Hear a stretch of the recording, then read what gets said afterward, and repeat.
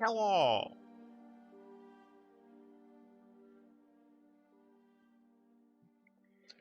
You can inquire, as I shall be talking about them.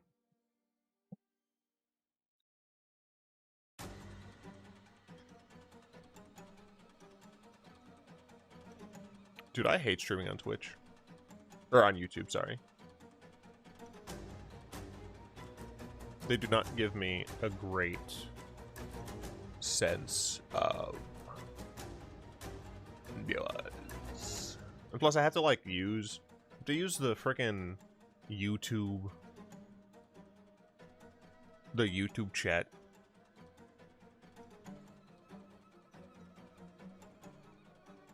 But yeah, I'm probably just gonna start talking about the spoils. You're right, this is not Twitch. I switched it up today. For essentially no reason. That's a lie. I wanted this to be on the main channel anyway, so. Let's see. Yeah, I guess I'm just gonna hop right into it. So I'm gonna talk about the VOW spoils as well as the Vox spoils. Because I can. Why not?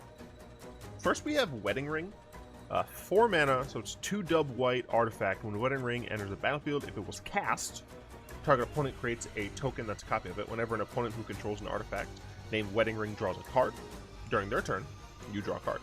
Whenever an opponent who controls an artifact named Wedding Ring gains life during their turn, you gain that much life. So essentially, this is like built for multiplayer, right?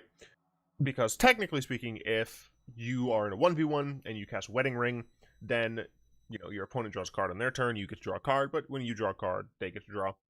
Theoretically, you could be like, oh, well, you know, you could sideboard this in against, like, a control deck, but, like, not really. Like, in what aggro or mid-range deck are you looking to play a 4-mana artifact that potentially just does nothing? Because of the way it works, theoretically, you get the first advantage, right? Because you play this on your turn, you pass, then your opponent draws their card for a turn, and then you get to draw a card, right? Obviously, they could destroy it at instant speed, but whatever. In multiplayer, you and the other weakest player essentially get to team up. And, you know, if you're playing in a pod where there's, like, a deck that likes to gain a lot of life or a deck that likes to draw a lot of cards, you can also essentially just make it a liability for them to play their deck properly, right? Say you're going against an Aloro control deck, right? Typically, those decks will obviously have a lot of life gain, but also, since they're a control deck, they'll likely have a lot of cards. This isn't even in the set, Justin. It's one of the set booster only ones, or whatever. Yeah, it's a commander card. I literally just said I'm talking about the... Okay, I'll edit the stream title. Bow and Bach. Spoilers. There we go. I've modified the title.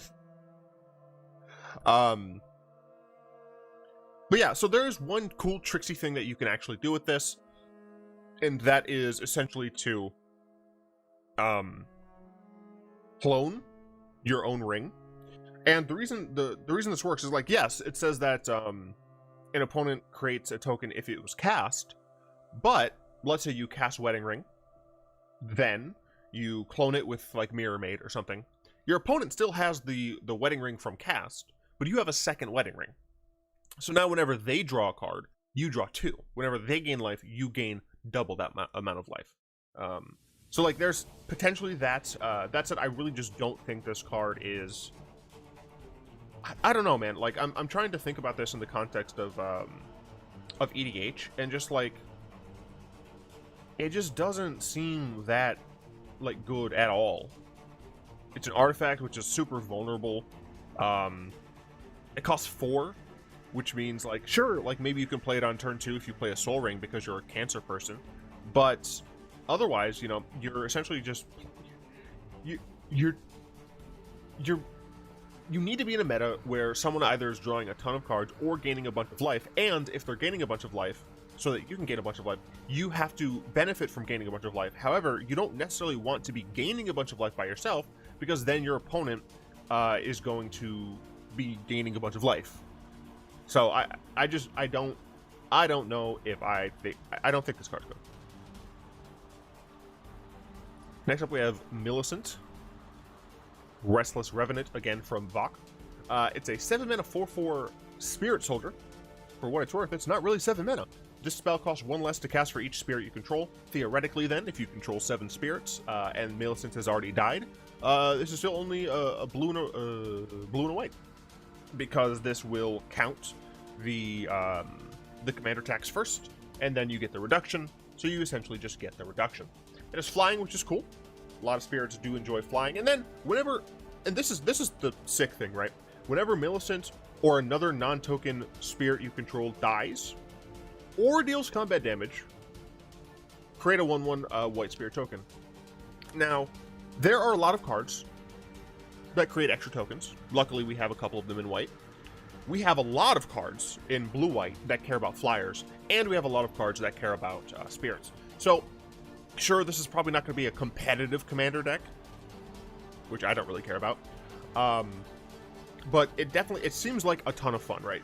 You can very easily, based on the fact that spirits, token producers can make a lot of tokens for like relatively little amount of mana. For any individual card, you can make this card very cheap very quickly, and then you can snowball, right? I would say that the weakest part of this card is actually the fact that it isn't Bance. I think that if this card was like 4 white, blue, green, yes, it would overall cost more every time you need to cast it, but providing access to green gives you a lot more of the token producing cards, the cards I really care about producing more tokens. It also gives you access to a lot of cards that care about attacking, so you get things like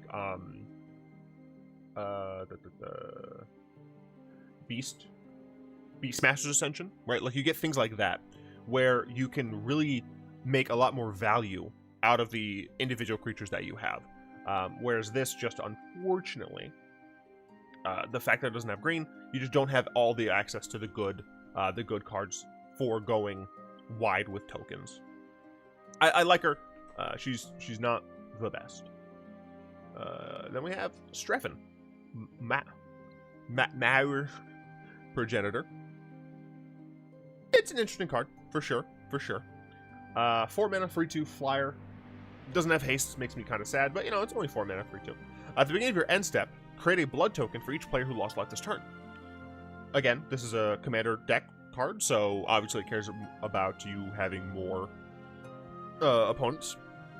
So theoretically, if you can, turn 3, I don't know, what can you play in turn 3 to hit everybody? You could play a bad card like Magic Missile and just deal 1 damage to 3 opponents, and then you get to make 3 blood tokens. That's, Oh, wait, that's on your end step. Shit. Never mind, you have to have, like, a creature with... Yeah, I don't know. Whenever it attacks, you may sacrifice 2 blood tokens. If you do, you may put a vampire card from your hand on the battlefield tapped and attacking. It gains indestructible until end of turn. That's the cool part, right? Depending on how many ways... Like, how many good cards produce blood tokens, this might be decent, right? This is very similar to 3-mana Sorin, in that you can cheat out a really costly vampire. But the thing is, like, is this card too weak, like, stat-wise, to actually be worth running in any given deck? And I'm not sure about that. Then we got some cool lands. I have no idea why this page is white like this. I prefer using Scryfall, but Scryfall is slower to update. But yeah, we're getting the rest of the slow lands, I guess. We have fast lands, there's slow lands. We're getting the rest of them. I'm super happy about that. I really hate when Wizards doesn't complete a set, or a cycle, I should say. So we're getting all these.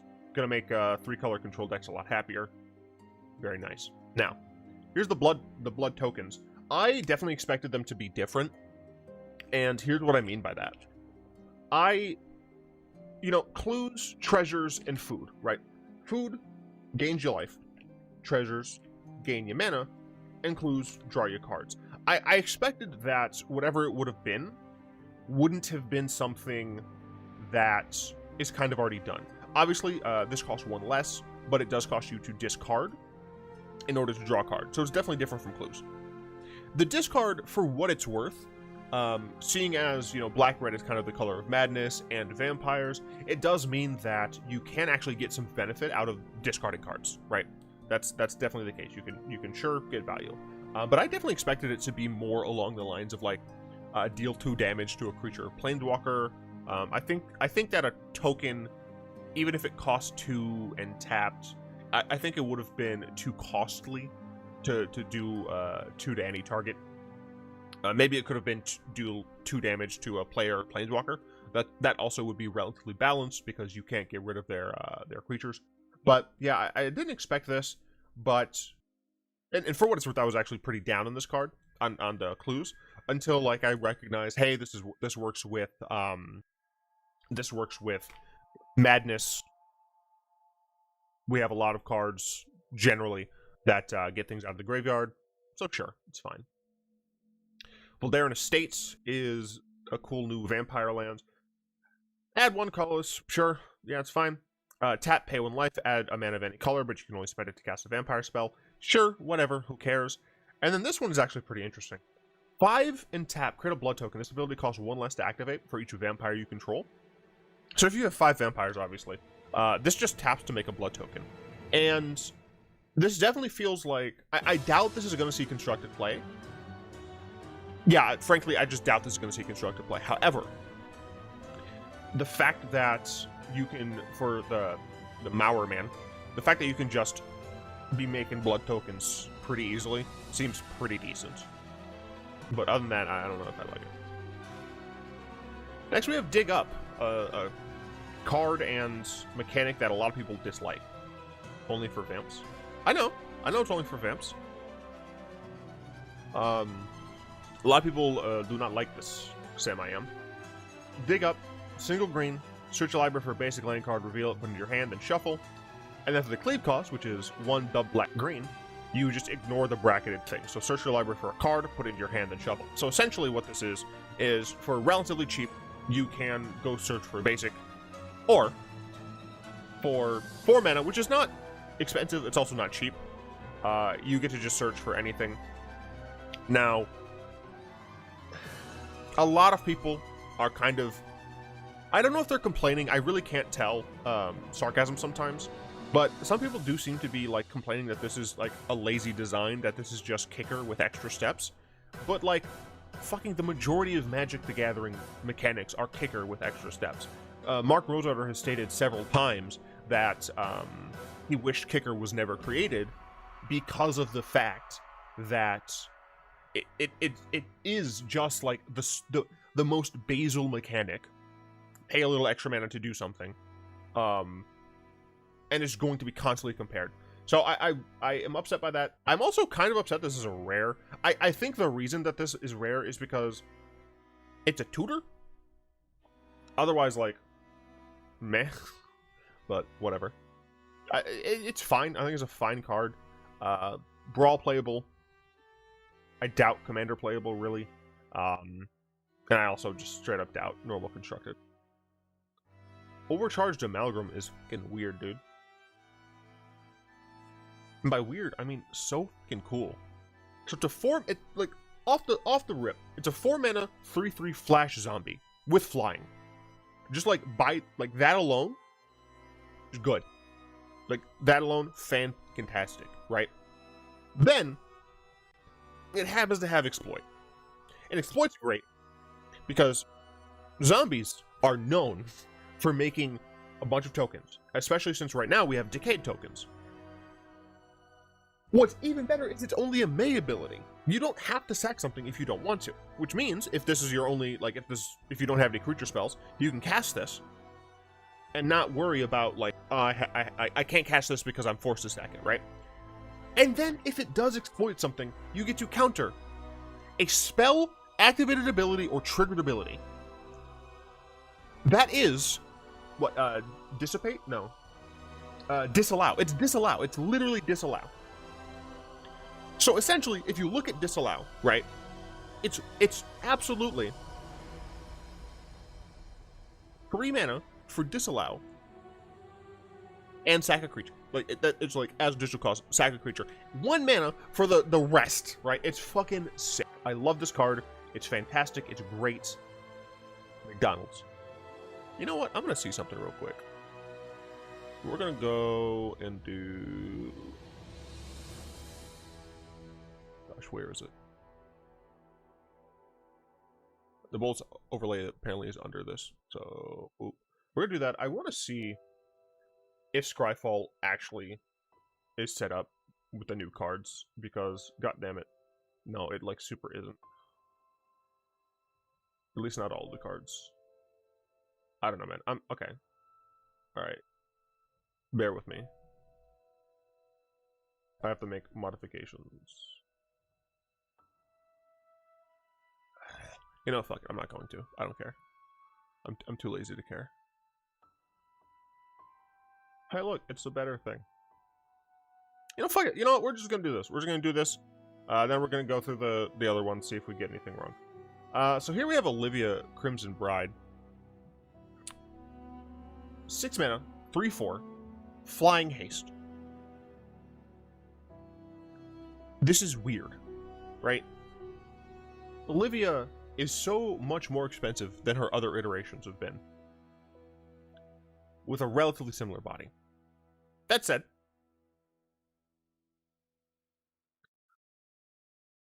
when she attacks, return a creature card from your graveyard to the battlefield tapped and attacking. It gains when you don't control a legendary vampire. Exile this creature. A fun fact, if the creature itself is a legendary vampire, it's just chilling. So let's, excuse me, I wanna actually see.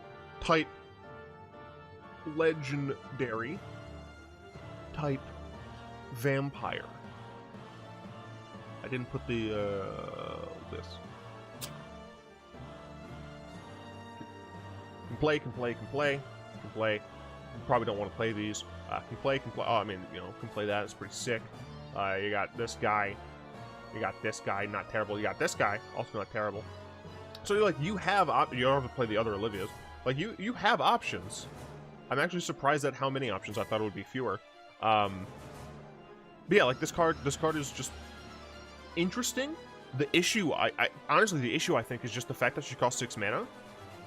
Might make it so that she might not be a Brawl player, you know? She might not be able to make it to the Brawl.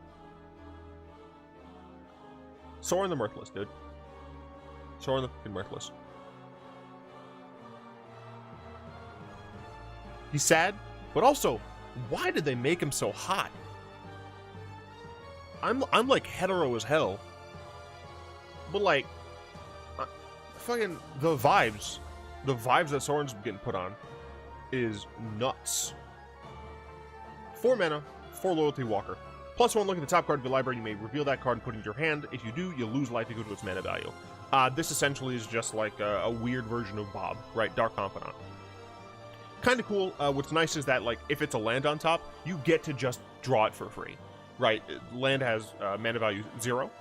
You get to just put it in your hand. It's fantastic. The -2, create a 2/3, not a 2/2, a 2/3 vampire creature token, not just with flying, not just with lifelink, with flying and lifelink. That protects itself pretty well, right? A 2/3 with flying and lifelink, even if you block with it, you're going to be gaining some life back. You can block, you know, a Goldspan Dragon or some nonsense like that. It's real sick. But not with Death Touch Sag. That's fair. The token doesn't have Death Touch. I do think that a -2 to make essentially a Vampire Nighthawk would be too good. This should have given Death Touch for the Nighthawk. I feel like it would have been too good, for sure. Although, I don't know if it's ultimate. I don't like its ultimate really.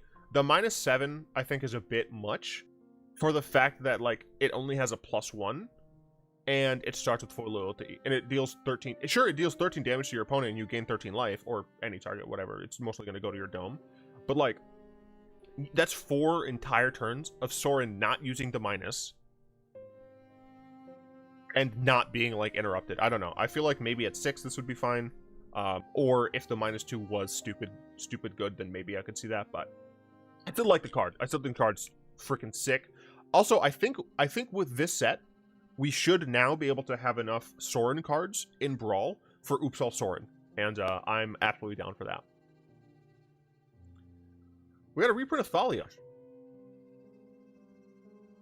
We have a reprint of Thalia. Actually, you know what I'm gonna do? I'm just gonna do a thing real quick because I'm stupid and I hate myself. Let's do that. I will say that I'm happy that we have a Thalia. But we already have this Thalia in Historic.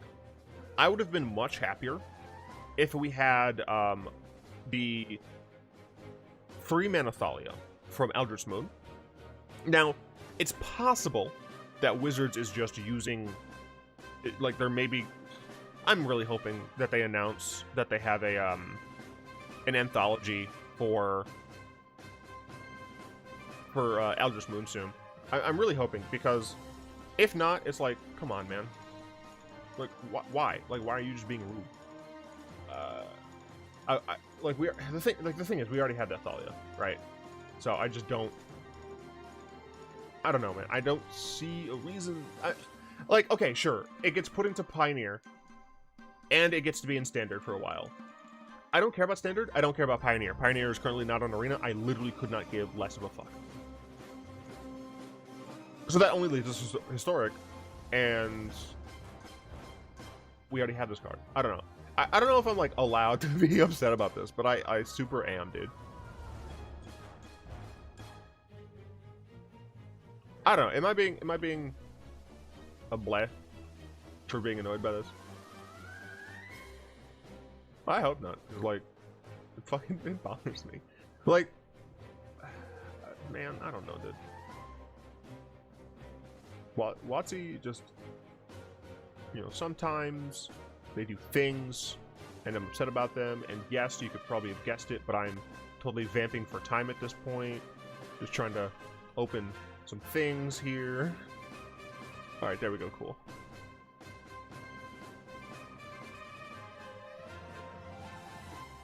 Heretic Cathar, yeah. Might be to get into Pioneer. Yeah, probably, but like, I don't know. How much you want to bet we aren't getting duplicate protection?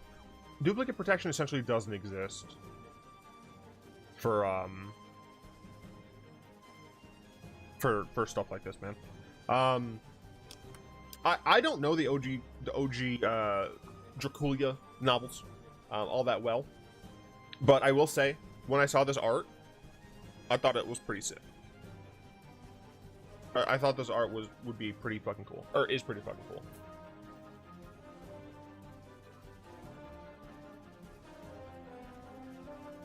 Fun fact, I'm also eating lunch.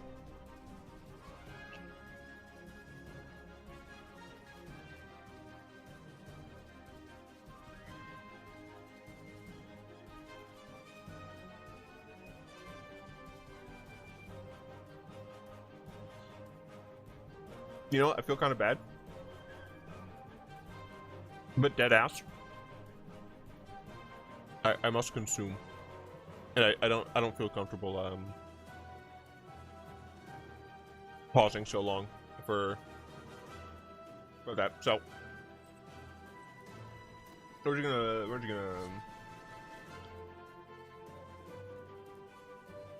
I'm just gonna be stupid and play some nonsense for a little bit. Oops. I'm gonna throw trees at people.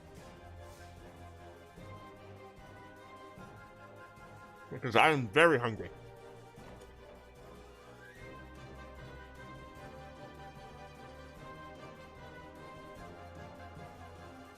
How's everyone's weekend going so far?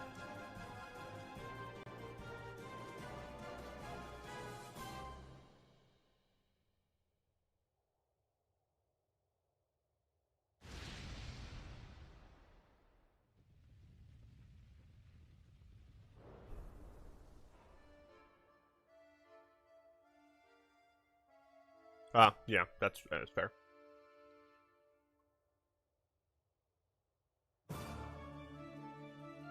Arena, find me an opponent. What the fuck?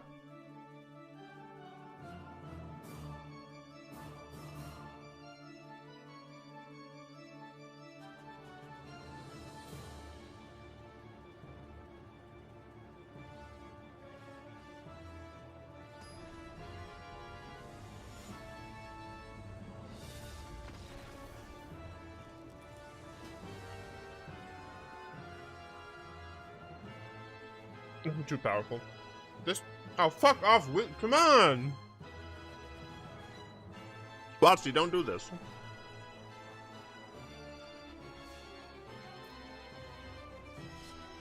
I really like the bat pet. I think it's so cute.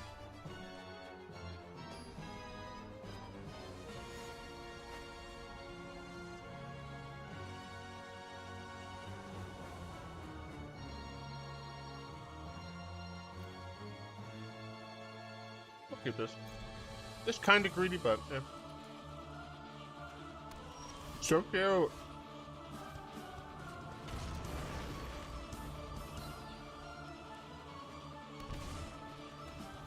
Ah, reanimator deck. I'm fucked.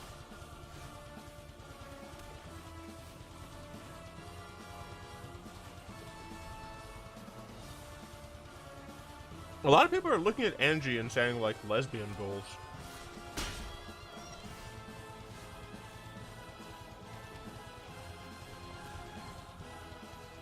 Yeah, let's see. I guess I could just get blue and red.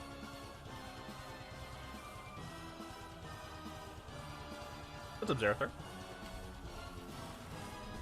Next turn, I can play an Ulven Wald Hydra.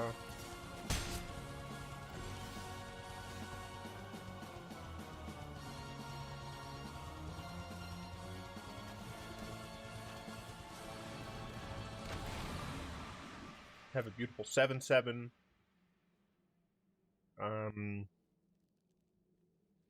What land do I want to get here? I think I'm going to take the Lair of the Hydra, actually.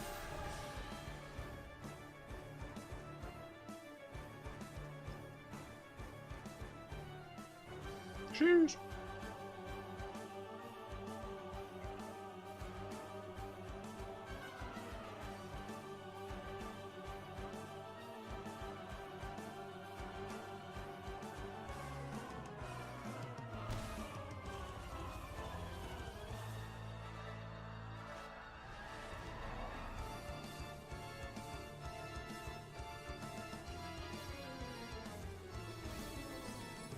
Uh-oh.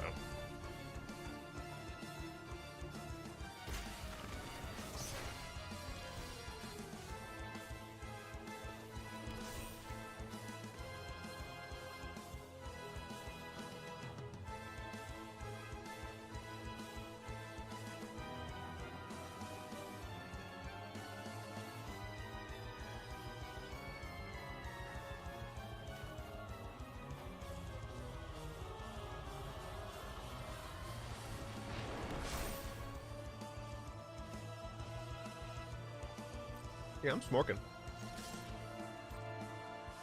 They can block once with the supplier.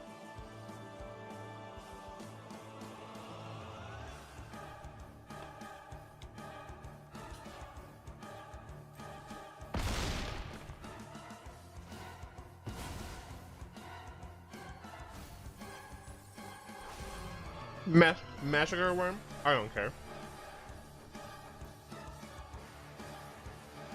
I mean, at this point, I think the main thing I'm worried about is, fuck me, what's that card called? Shield Red.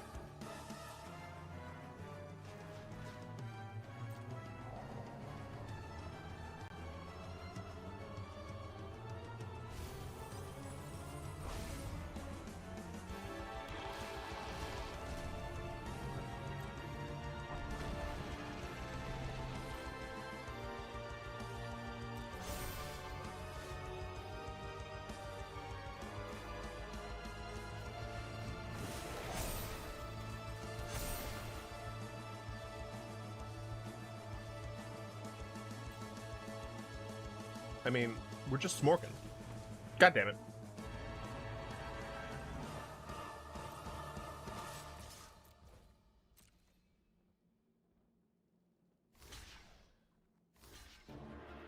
Wow.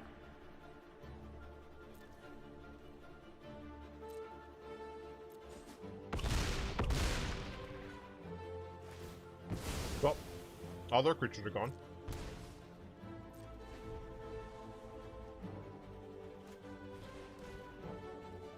Need more lands.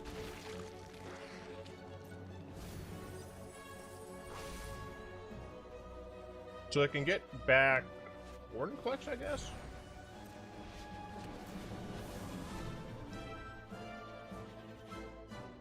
Oh, fuck.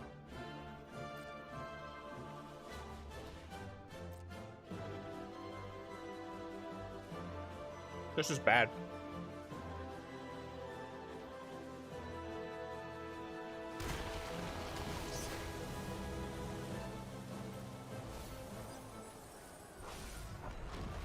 Why the fuck do they have Jace? Oh, so you can discard a card, I guess?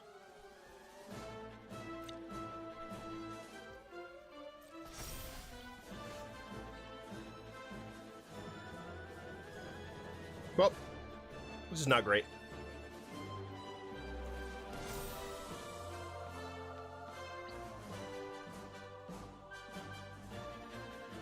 So this would come in with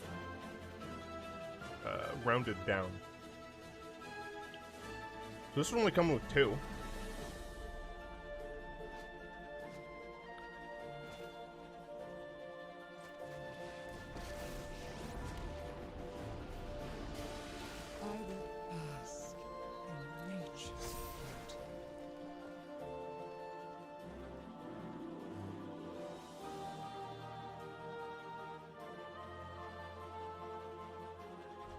Bullshit. This is bullshit. Oh, fuck off.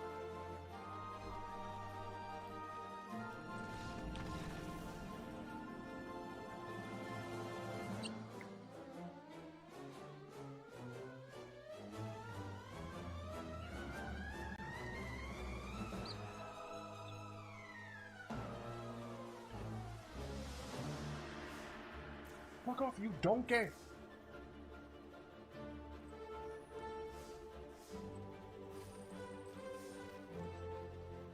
I want to express my dissatisfaction with this event.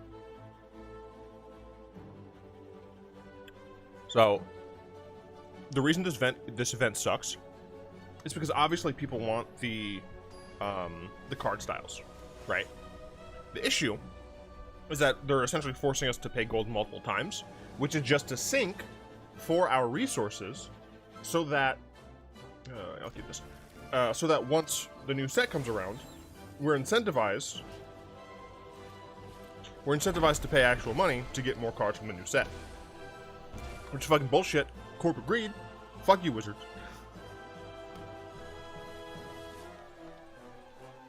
I feel like I come against werewolves most of the time here. And typically I do relatively well.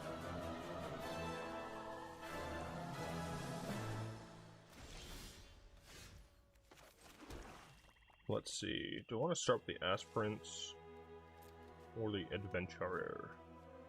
I think I'm actually going to start with the Adventurer. Magic is easy to draw what you want.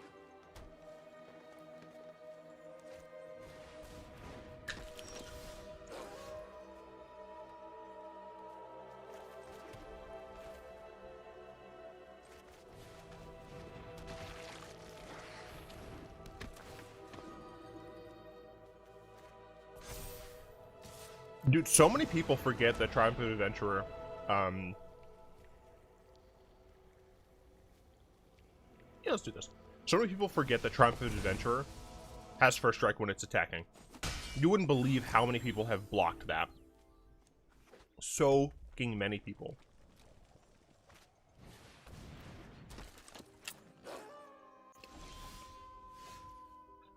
That word.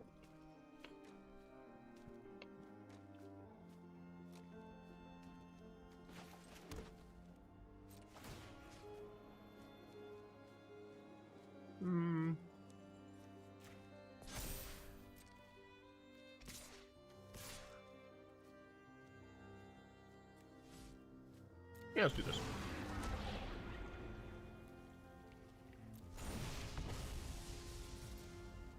I'll take 2. I don't give a fuck.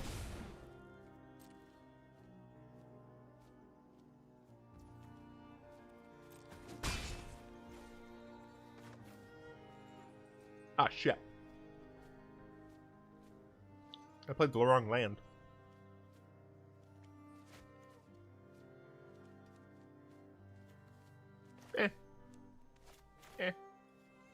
Eh.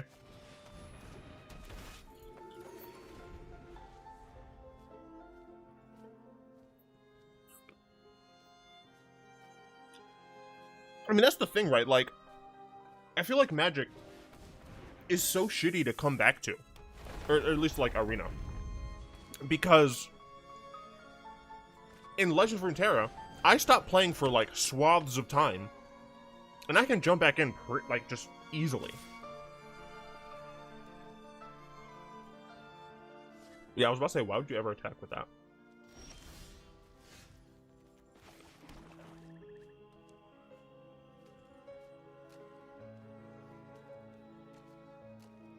Let's see.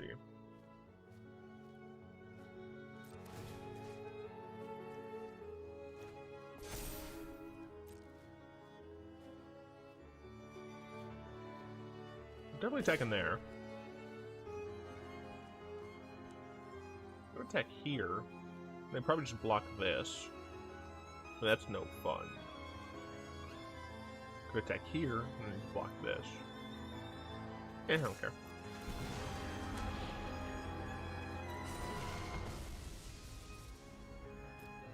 I will take the damage.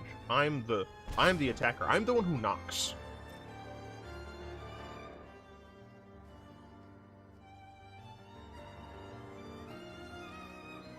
Go ahead. Go ahead. Sure. Yep. Absolutely. I love first. Yep. Oops indeed. I told you. They constantly forget. And here. Honestly, here I'm just gonna play Kaya and kill that. Boom. Goodbye. Wow, look, I win. This is the only deck I've played.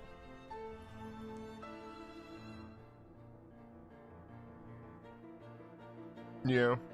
Yeah. And I'm part of the problem. Because I have to whale. Because I make content. I'm literally advertisement for their stuff. And yet. Alright, let's get back to the good stuff.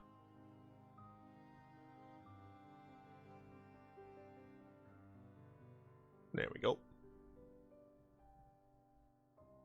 Voldarian Bloodcaster is a 1 black flying vampire wizard. It's a 2/1.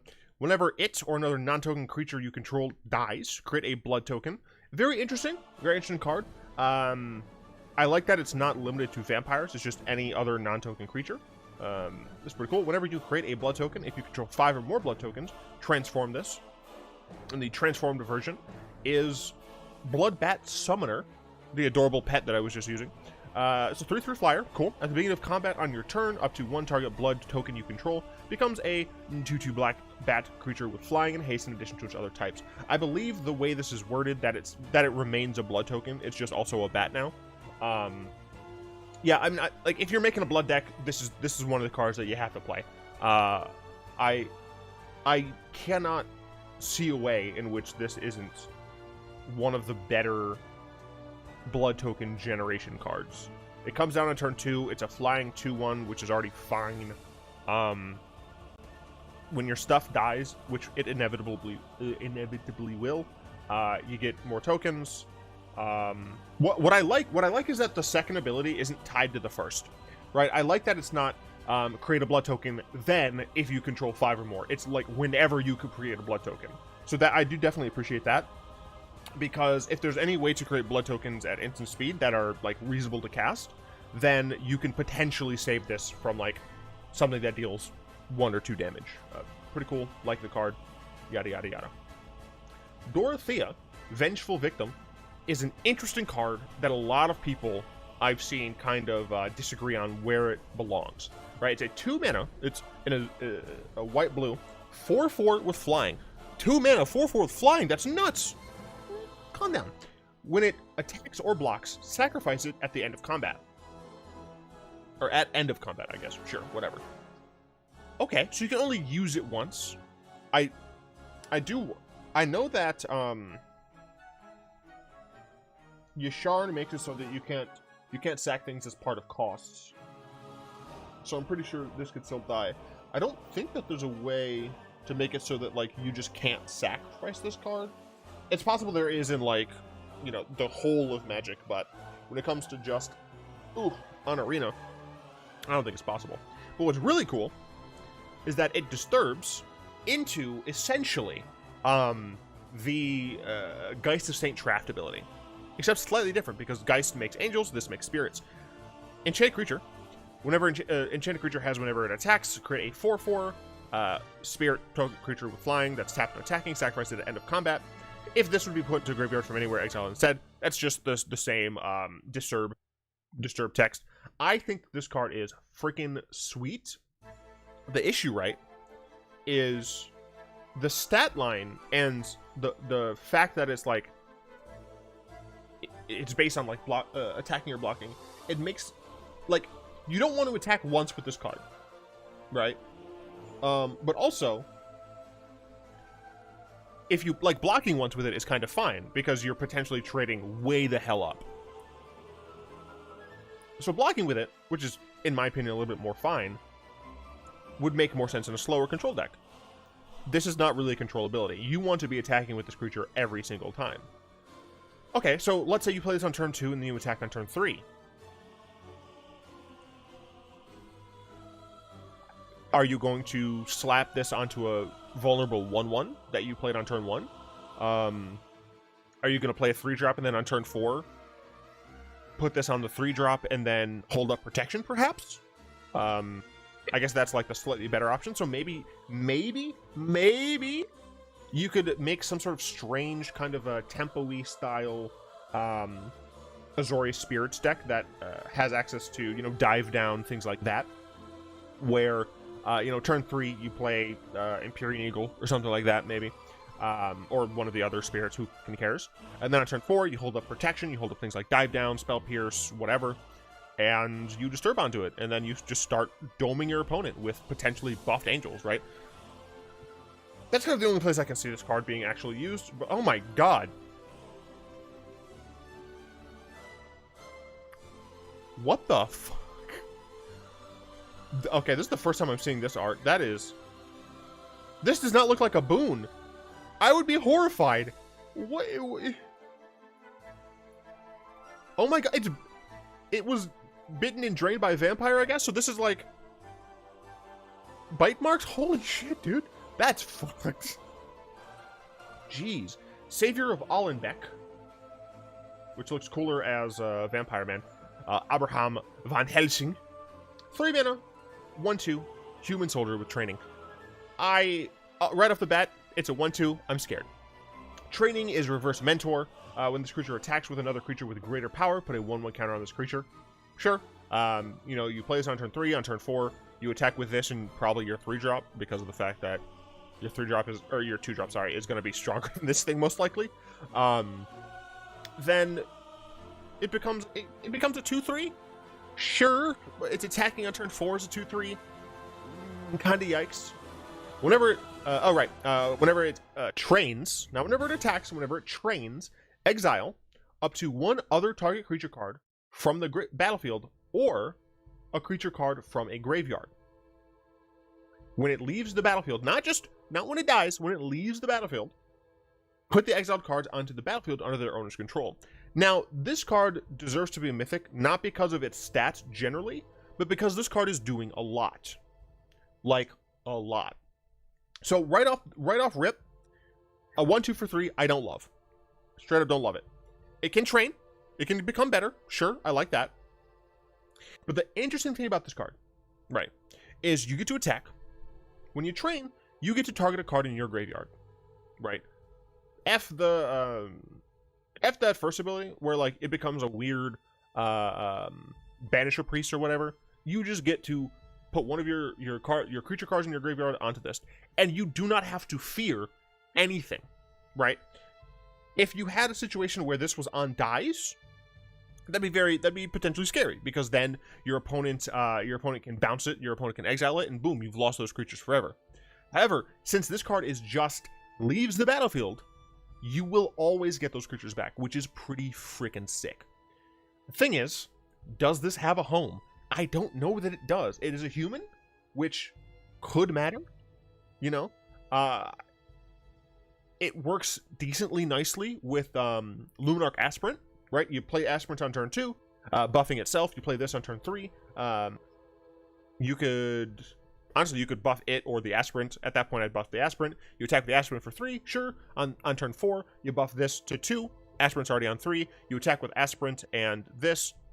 This becomes a 3/4. You get to train, so you get to exile potentially something from your graveyard. Maybe you exile yourself, you exile your Selfless Savior, so that if your stuff ever dies or whatever, you can get that Savior back, which is pretty sick. Like, there are definitely tricks for this. And it fits relatively nicely in kind of a human-adjacent D&T style deck. It's just, we have so many 3-drops. So many 3-drops that I'm legitimately not sure if this card will make the cut. Hey, look, we got more cool lands. There's a Spooky Swamp. Oh, what the f*** is that? This appears to be a creature. Potentially of the Black Lagoon. Oh, there are more of them. I'm just now realizing that this,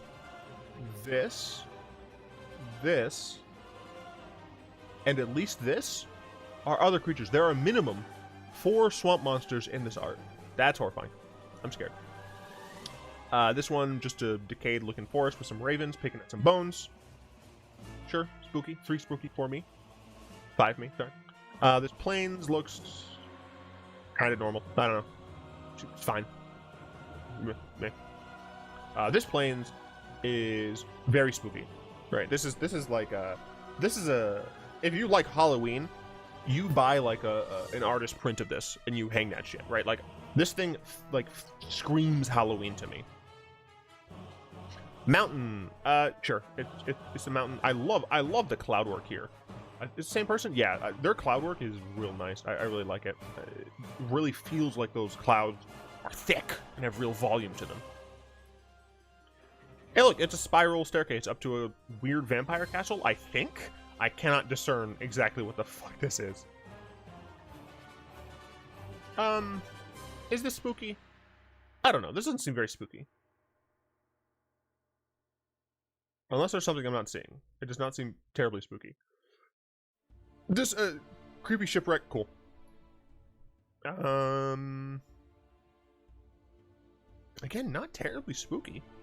But the clouds do bump, though. This forest... I mean, that tree's all kinds of effed up. Very scary. Cool. We have the normal ones. What's really cool about these is they all have this cart going through them. Little cart. Little cart. This art. This moon is fucking fantastic. Cart. It looks like the moon is literally looking down. That's creepy. And cart. Wait a minute.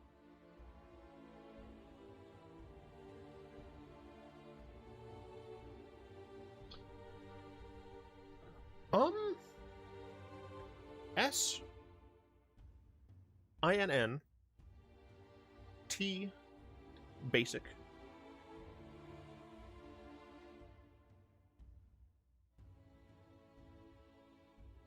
Okay, it's not this. Oh, wait. Unique art. There we go.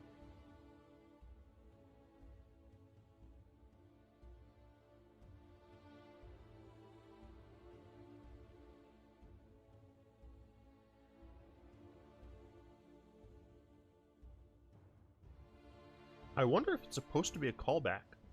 Because as soon as I like looked at them more, I realized they look really familiar. That mountain doesn't, though. That mountain doesn't really fit here. Island. The island could be this? Like an homage to that? I don't know, that one's a bit more of a stretch. And the forest... Forest got treeby looking like that. It looks like kind of the other side of this, but I guess I'm grasping at straws. But I don't know, this one seems relatively straightforward as a potential direct reference, but who knows? I'm just nuts. Okay. Next up, we have Rot-Tide Gargantua. It's a 5-mana, 5/4 zombie kraken, which is just really effing with these goats. Why are those goats over there in the first place? This goat's smart. This goat is chilling over here. These goats are being stupid. Like, what the fuck are they doing? You know, I mean, it has exploit. When it exploits a creature, each opponent sacrifices a creature. So what's really nice about this is it can come down, you exploit a Decayed token. Oh wait, this is drafted alone. Unless it's a part of the double feature draft. In which case you draft like cards from both. The fact that there's no Decayed in this set is probably pretty bad. That said, you can just sack a creature that you don't love, and your opponent has to sacrifice. Like this is just bigger Fleshbag Marauder, right? Like theoretically, you can sack itself, like 5-mana Fleshbag Marauder, sure, whatever. But you have the bonus ability of sacking something worse. Cool, sure, whatever. Sigarda's Summons, 6-mana enchantment. Creatures you control with +1/+1 counters on them have base power and toughness, 4/4, have flying, and are angels in addition to their other types. Now, obviously, this is 6 mana. It's never going to see play in Constructed. But in Brawl, and probably even Commander, this card seems pretty sick. You know, like, just think about your early game +1/+1 counter creatures, right? A lot of them are going to be Hydras, so instead of being 0/0s with counters, they're now 4/4s, like, instantly, which is pretty sick. Your, what is that dude's name? Pelt Collector, technically starts off with 1/1, boom. As soon as it has 1 counter on it, it's now a 5/5. Right? Like, as soon as it has a 1/1 counter on it, and you cast this card, or you have this card out, it's a 5/5. That's sick. It's sweet nasty. Really cool card. A part of me does wish that this was very slightly cheaper. I'm not... It does give them a pretty sizable boost to toughness. Power and toughness. And flying. So I can understand why maybe you don't want this just at 5 mana. But this definitely feels like one of those cards where at 5 mana, it's probably too good. At 6 mana, it's just like slightly too weak. It could be fine though. Drog Skull Infantry is a 2-mana 2/2. Hey, it's a bear with set mechanic. Or I guess block mechanic. Transforms into good old-fashioned +2/+2. The transform cost is relatively high, but what's really nice about this is it's a limited card. The purpose of this card is you have an early Spirit Soldier. It's a 2/2 bear. Sometimes you need those. You need the curve. And then later on in the game, you have essentially a free enchantment. One of the issues with enchantments a lot is that you can get 2 for 1, whereas with this, you're only going to get like 1.5 for 1, right? Obviously, the creature that gets removed as you're casting this card, and then the 0.5 is for the mana, right? You're spending mana to do it, but you're not spending an entire card. So I think that's pretty sick. I mean, in Abzan with Grakmaw. Sin, I don't know if you mean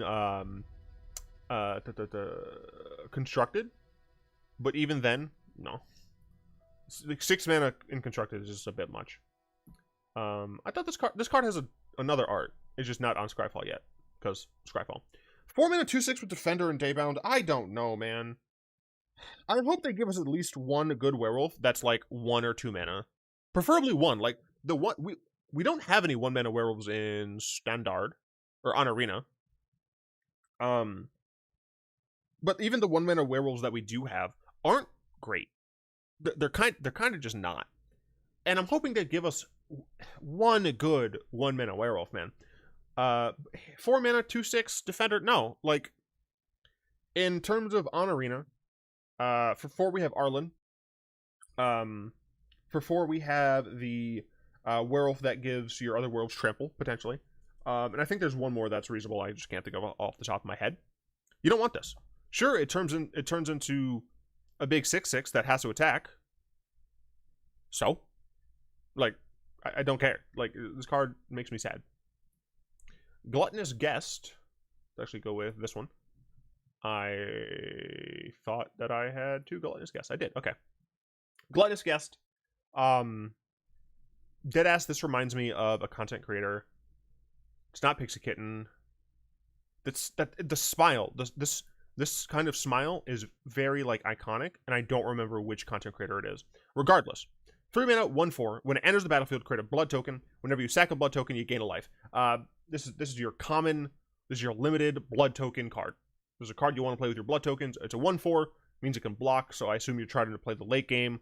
Yeah, I mean, it is what it is. It's a common for limited.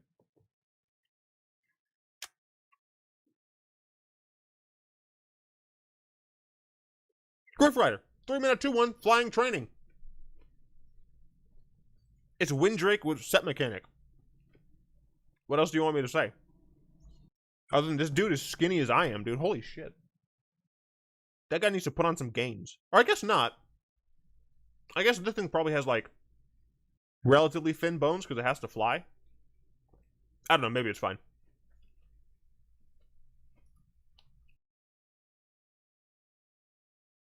Apprentice Sharpshooter, 3-mana 1/4, reach, training. It's very weird. Because reach is a defensive mechanic. Like, innately.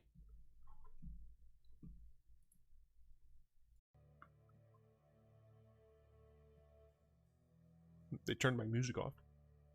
Reach is a defensive mechanic, like, innately. So, it's a bit weird that this is incentivizing you to attack. But I guess the idea is, like, in the earlier game, you attack with this card so that once you get to the late game where you need to block flyers, you can kill them, perhaps? I don't know. Seems just barely decent, frankly.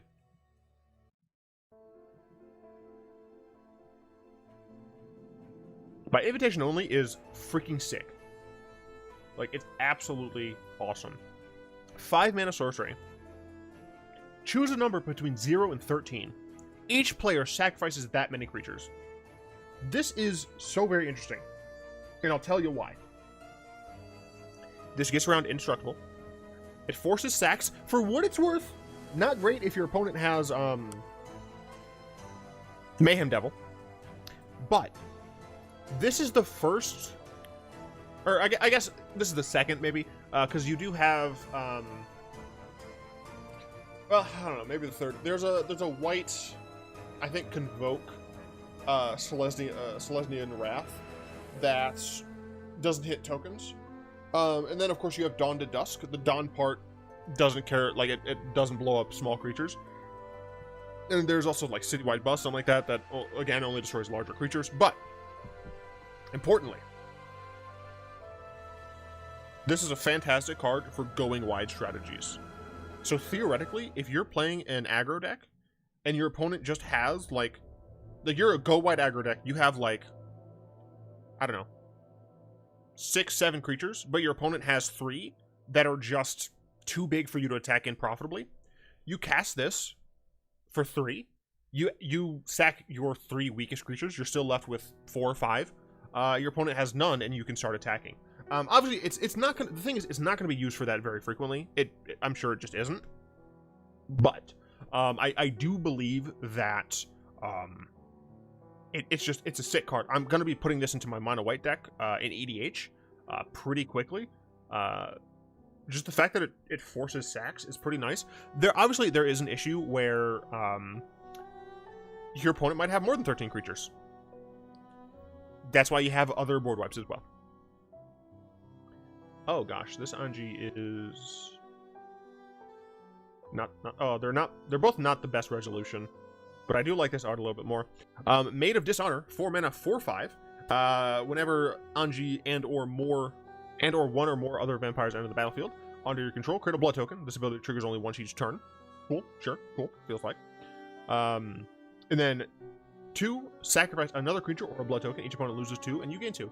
So again, another cool commander type thing for blood tokens.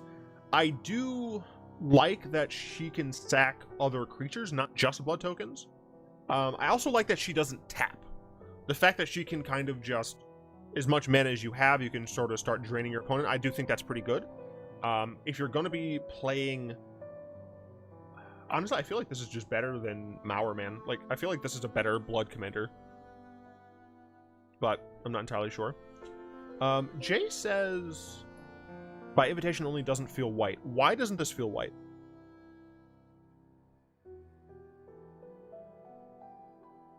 I'm very curious to know why it doesn't feel white to you.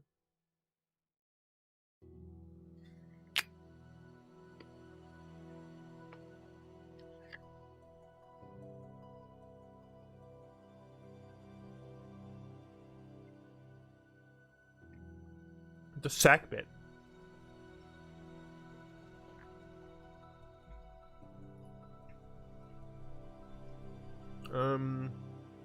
C. Right. O. Sack. Minus T. Creature.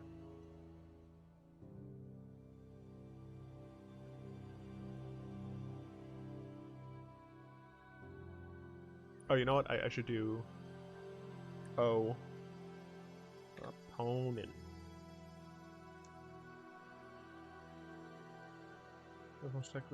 I mean, I guess typically... Yeah, typically they force sacrifices on, like in a retributive way. So I can kind of see where you're coming from. But I feel like white should get more sack. Wedding Invitation. 2 mana artifact. When it enters the battlefield, draw a card. How many of these do we have now? In Arena. Just 2 mana artifacts that ETB draw a card. I gotta do it. I gotta make another deck that's just a bunch of these. Sacrifice it. Target creature can't be blocked this turn. If it's a vampire, it also gains lifelink. Yeah, sure, cool. This card is like never gonna be used for the second ability, dude. Maybe in limited, but otherwise this is just a 2 mana ETB draw card. That's it. Wedding Announcement. Look at this happy couple, dude. They look so happy. 3 mana enchantment. At the beginning of your end step, put an invitation counter on Wedding Announcement. If you attacked with 2 or more creatures this turn, draw a card. Otherwise, create a 1/1 human creature token. Then, if Wedding Announcement has 3 or more invitation counters on it, transform it. What does it transform into? Wedding Festivity. Again, just look at them. They look so elegant. Creature you control get +1/+1. It's very interesting. Because no matter what, you're going to be getting an invitation counter. Also, since this is at the beginning of the end step, what it means is that it's not a do-nothing enchantment necessarily, because if you haven't attacked with 2 or more creatures, you get to make a creature token, at least to potentially block. I just realized it's human. That feels strange. But if you have attacked with 2 or more creatures, you get to draw a card. And that's actually pretty... I mean, that seems pretty decent, right? If you're playing this in, like, a weenie deck. Maybe it's not the most aggressive weenie deck, but you're playing this in a weenie deck. Turn 1, you play a weenie. Turn 2, you play 1 or 2 weenies. Turn 3, you play this. You get to draw a card, which is pretty sick. Not covering your wooden shape. Not covering your chest from a wooden stake. Shake my head. Hey, at least both of them have boob windows, right? And they both look fantastic. I love this dude's shoulder pads. Love it. Absolutely love it. Anyway, I like this card. It's probably not great, but I like the card. Brawl Knock, the Omnivore. We have another, what the f... Why is it so ugly? Oh my god, nope. I don't want to see that one anymore. Apparently this is the only, like, actual frog, so no Get Rug monster, unfortunately. But, you know, 4 mana, 3/3, legendary frog creature. Whenever a frog you control attacks, mill 3 cards. Interesting. Frog be millin'. Whenever a permanent card is put into your graveyard from your library, exile it with a Croak counter on it. You may play lands and cast spells from among cards you own in exile with Croak counters on them. Because of the way this is worded, Grolnak has to be in play for you to do that, which means that you're probably not going to be wanting to play this in a normal deck. This is made for Brawl and Commander, because you want to be able to keep getting this card back, just so that you have access to the Croaks. What's cool is the fact that, like, with Croaking Counterpart, you can now make more frogs than we actually have on Arena, so that's cool, I guess. Card's weird. Weird card is weird. Massive Might. Art's fantastic. It's a snail. It's just a snail that's really pissed off. Yeah. Target creature gets +2/+2 and gains trample until end of turn. For what it's worth, pretty decent. I'm not sure. Maskwood Nexus? Fair. I did forget about Maskwood Nexus. You also have the Dive Deep one, the 3 mana blue enchantment. But I feel like a lot of the times they don't like giving green, like a single green pip, trample, and this just straight up gives trample, so that's pretty sick. I expect this card to kill people in limited a lot. Dominating Vampire. I like this version best. 3 mana 3/3. When it enters the battlefield, gain control of target creature with mana value less than or equal to the number of vampires you control until end of turn. Untap it. Untap that creature. It gains haste until end of turn. This card is pretty interesting. When it enters the battlefield, gain control target creature. It gains haste. Gain control of the creature. Tap, untap.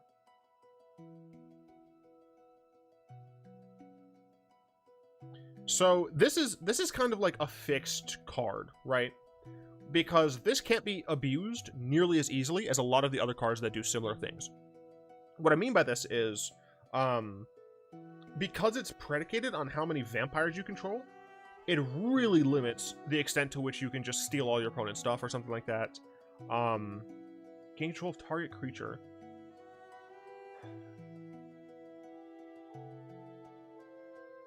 It gains haste until end of turn. I'm trying to think of a way, because like this essentially is very similar to the Exarch or Kiki-Jiki, the 5 mana 3/3, dude.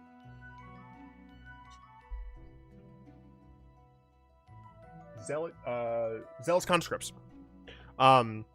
It's very similar to Zealous Conscripts, where you cast Zealous Conscripts, you gain control of Kiki-Jiki to give it haste. You tap the Kiki-Jiki, you make a Zealous Conscripts. You gain control of the Kiki-Jiki, which untaps it. You tap it, and you keep doing that until you have an infinite number of these. She had haste though. I don't think we have anything on Arena right now that can abuse this card. I do like it on paper, but they did make it more balanced. Felstinger. This is a freaking double-tailed zombie scorpion. First of all, why does it have 2 tails? Or why does it have 2 stingers? Like, why? You just don't need this. 3 mana 3/2, Death Touch Exploit. When it exploits a creature, target player draws 2 cards and loses 2 life. This is just a card. Right? 3 mana, draw 2 cards and lose 2 life? That's like already a black card. It's a slightly worse version of Read the Bones. I think there was one in the previous set that was like literally that, except very slightly different. Yeah, I mean, this card is pretty good in limited. Just because like even if you just have to sack itself to draw 2 more cards, like that's just an effect that people have played in limited. And if you have another creature that you do not give a crap about sacking, you get to sack it, and you have a sick creature. Like I think this card's cool. Also, more cards for Death Touch Travel. Demonic Bargain is a 3 mana sorcery. Exile the top 13 cards of your library, then search your library for a card, put that card into your hand, then shuffle.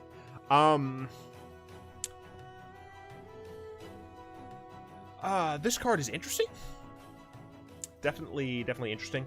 You have to exile top 13, which is not great, because typically you can't get those back. If this said mill top 13, it would just be broken. It would be a broken card. I'm not even remotely kidding. Like, you play this immediately in probably every black commander deck possible. Right, it's pretty nuts.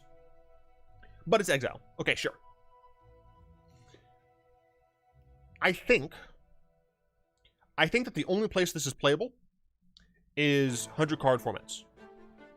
Historic Brawl, Gladiator, Commander. You could theoretically exile one of the cards that you were planning on looking for. Oh, no, it would have been effed up if it exiled them face down. It's like, you don't even get to see what you've lost. You have to try and figure it out. No, I don't know. The card's cool. The card's powerful. I cannot remotely see this being played in Standard. Wait a minute.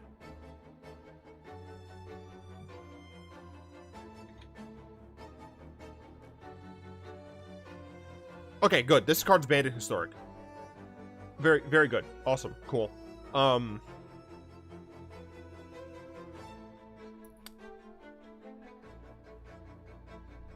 That said Jace isn't. 4 mana Jace. Maybe you could play this in a self-mill deck, but it's actually just a deck that you want to just deplete your library as fast as possible. Because you could literally, like, you play 4 Jaces, you play 4 of these, and you play a bunch of mill spells, right? And then, as soon as you can, you demonic bargain yourself for one of your Jaces. If you have another demonic bargain, you do it again for a Jace. You have maybe some counter spells. Relatively cheap counter spells. Oh, okay, you could literally just have Pact of Negations, right? Currently the best version of this is Tainted Pack. IDK if this is better. Tainted Pack has to be with like 1-of cards, right? Exile the top card of your library, you may put the card into your hand unless it has the same name as another card exiled this way. Repeat this process until you put a card into your hand or you exile 2 cards. Yeah, no, the issue with Tainted Pact is the fact that you have to be playing this in either actually a singleton deck or essentially a singleton deck. Whereas Demonic Bargain, you can be playing 4 of. You just be playing nothing but maxes, right? 4 demonic bargains, 4 of the 4-mana Jaces, 4 Pact of Negations, possibly 4, I don't know, some other really good cheap spell. Has to be cheap. And then a few other, like, either control elements or self-mill elements. Because the thing, right, is if you're able somehow to cast just 2 of these cards, that's almost half your deck. It'd be 28. Yeah, it's literally almost half your deck. I guess if you count these cards themselves, that's literally half your deck. Then you cast 1 more. That's an additional 13. 14 for the card. 15 for the search. Right? So that's 45 of your cards, like, already. Right? I legitimately think that I'm onto something. This is original content. Don't steal. No, I'm kidding. I think this is cool. I'm gonna try and make this for sure. Geist Light Snare, 3 mana, instant. This spell costs 1 less to cast if you control a spirit. It also costs 1 less to cast if you control an enchantment. Notably, a lot of these spirits so far that we've seen, they disturb into enchantments, so relatively simple, perhaps. So potentially it can cost 1 for counter target spell. Counter target spell unless it's control of phase 3. What is interesting is that with just a single spirit, this becomes a mana leak, and mana leak is pretty strong.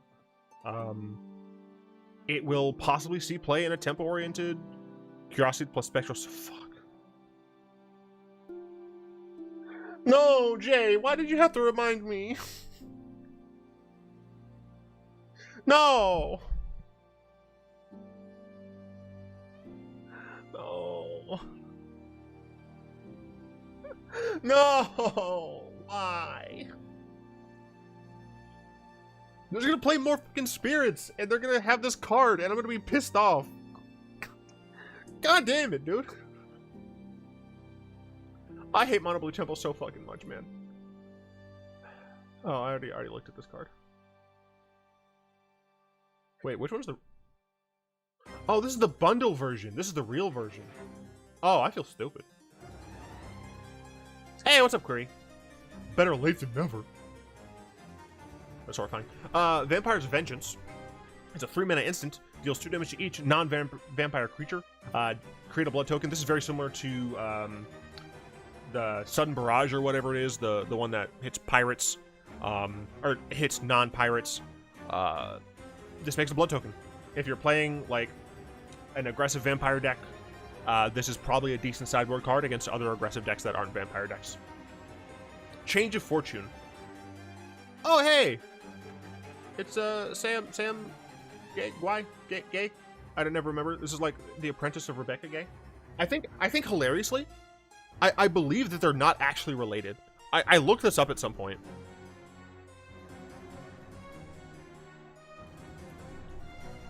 I'm looking it up again. Sam and Rebecca.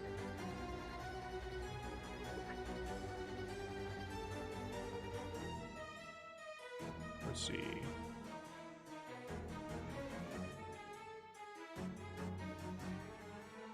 Oh, my apologies. Sam is a lady. That's my bad. Yeah, this is it. There we go.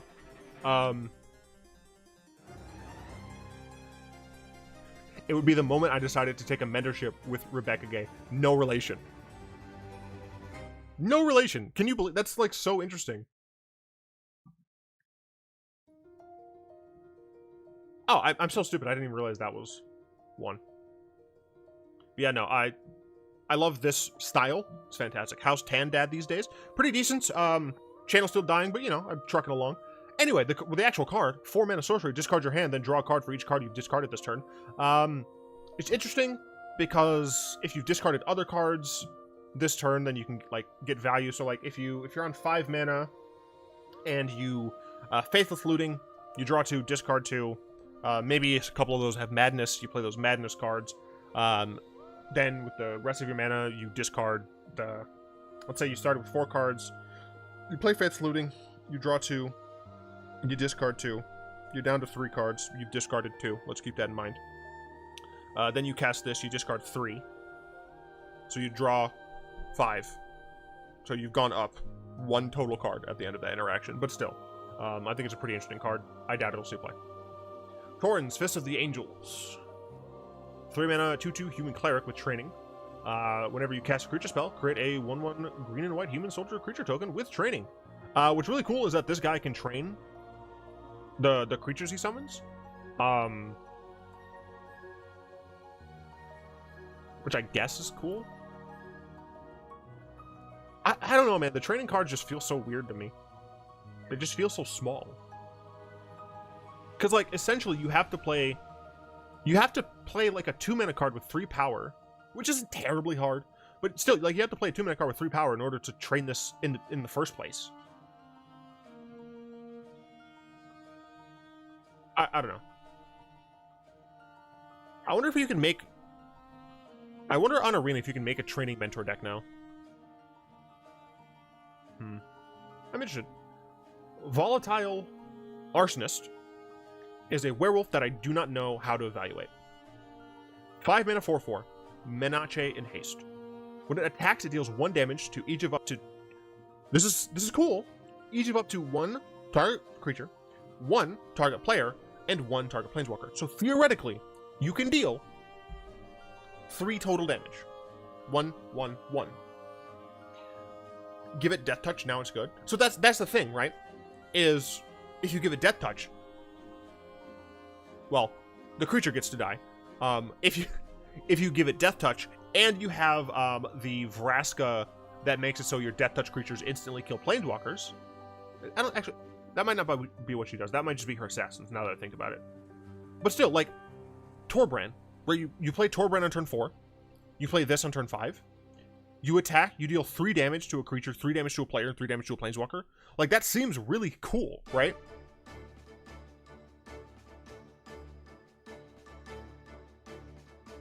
Oh, does Plaguecrest Miller count that? Plague. Damn. Ah. Yeah, I can see that. Zagreus.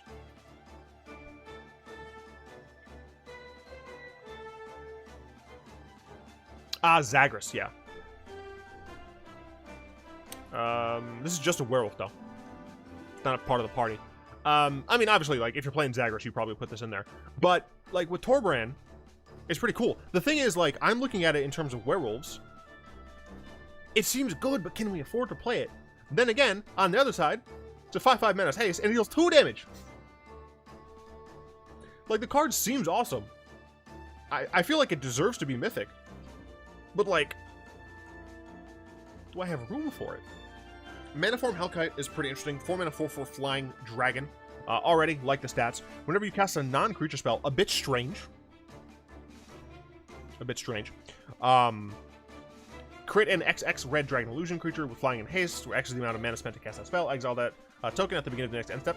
This is cheaper, more aggressive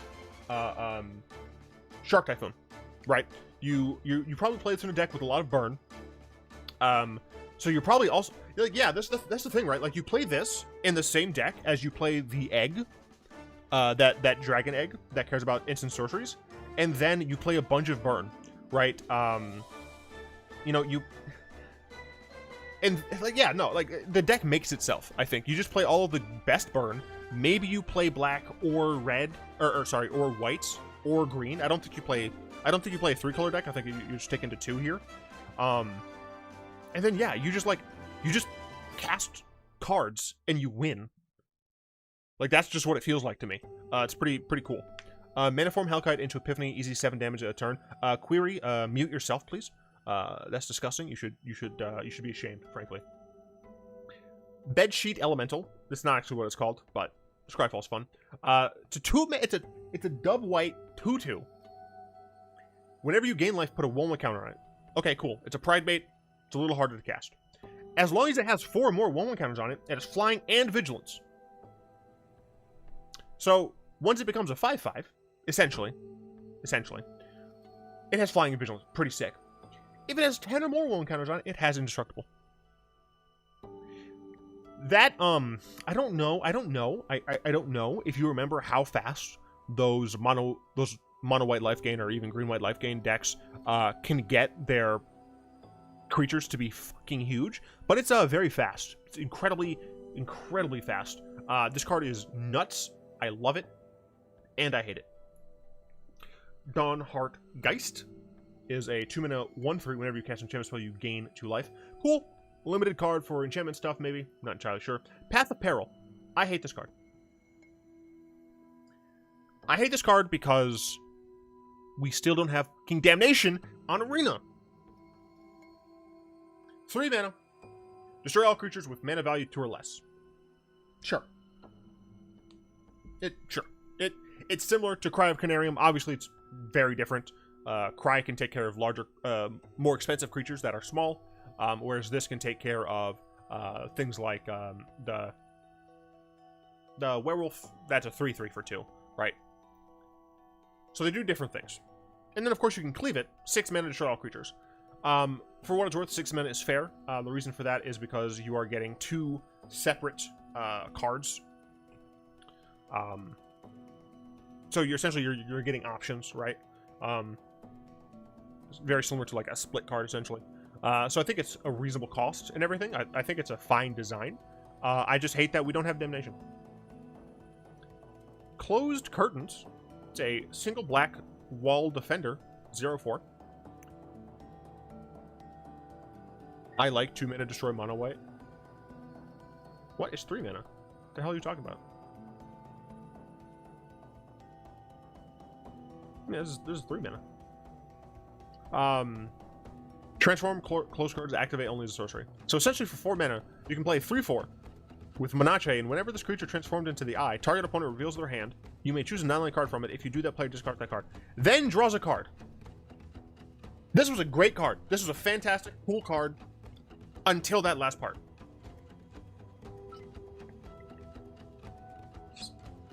Why? 4 mana for a 3/3 or 3/4 with Menace, and you force your opponent to discard a card. How's that unfair? I guess, like, the thing is, right, you could even just make this a tap ability, or you can make it so that it's non-land, non-creature, right? But this eliminates the whole purpose of this. I'm so mad because this card was so cool until I read the last word. I hate it. I will say I do appreciate that we have another eye. Eyes are cool. Hollowed Haunting. This card is cool.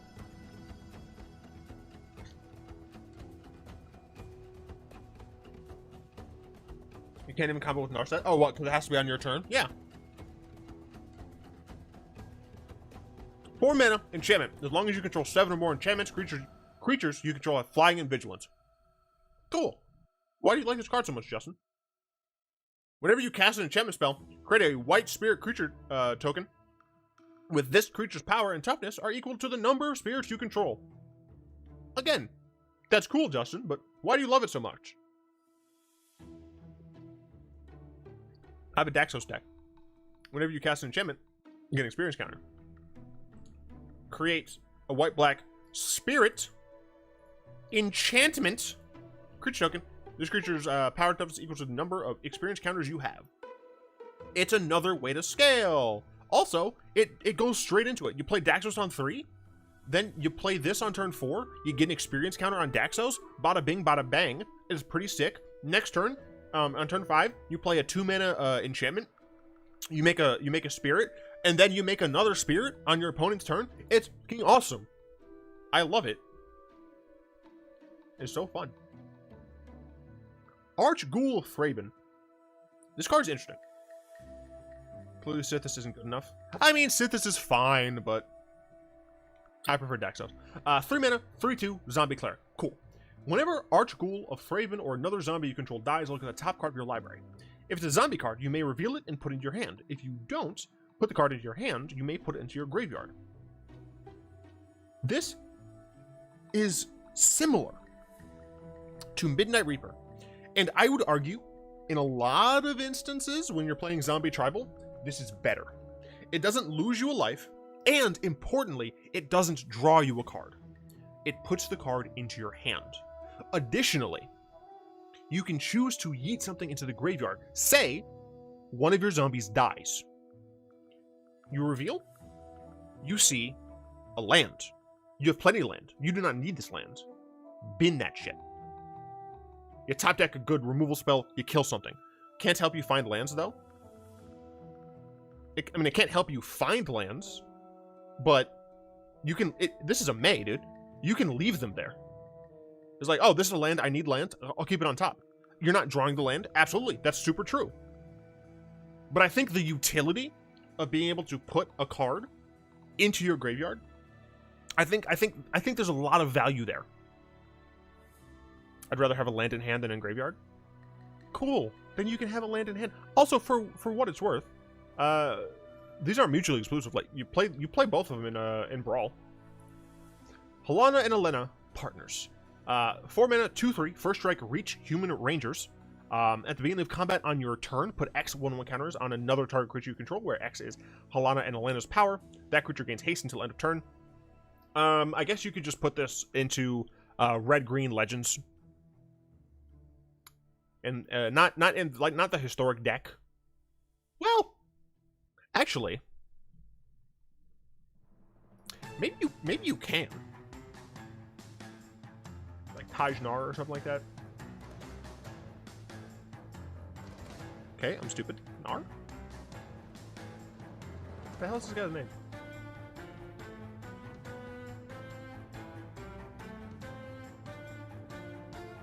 Why am I dumb? Why do I not know this card? Also, I'm also very dumb because I should do C, RG. Tajnar. So he's free. With Barbarian class, these two only cost 2.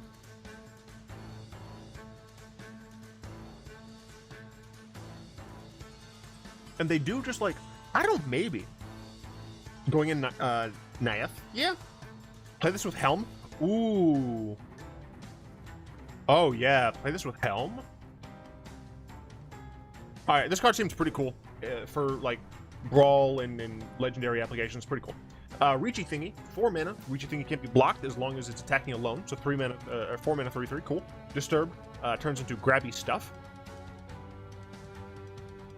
Reverse face, not yet available. Enchant Creature. Enchant Creature can't be blocked as long as it's attacking alone. Cool. I don't know. Too expensive, I think. For limited, I think this is a really good card. As long as you have good blockers, I think this attacking alone, just dealing 3 damage constantly, I think is pretty good. Mind Leech Ghoul. 2 mana, 2/2, exploit zombie. Whenever when it exploits a creature, each opponent exiles a card from your hand. It's not bad. You know, it's similar to the Rat. There are a bunch of 2-drops that ETB or die to force opponents to discard. This just exiles. It's cool. That's about it. Geralf, Visionary Stitcher. Oh god, okay. I was real upset for a second. I was very upset. I dead ass thought Gisa was dead. Do you like it, sister? Its dreadful visage was inspired by your own. Luckily, what this means is that he's just being a dick. And he's making it look like her. Regardless, let's talk about the card. 3 mana, 1/4. Zombies you control are flying. Cool. Pseudo Zombie Lord. Decent. Blue, tap, sack another non-token creature. Makes sense, has to be non-token, sure. Create an XX blue zombie creature token, where X is the sacrifice creature's toughness. Very interesting. Did Drolf care about toughness last time? I thought he didn't.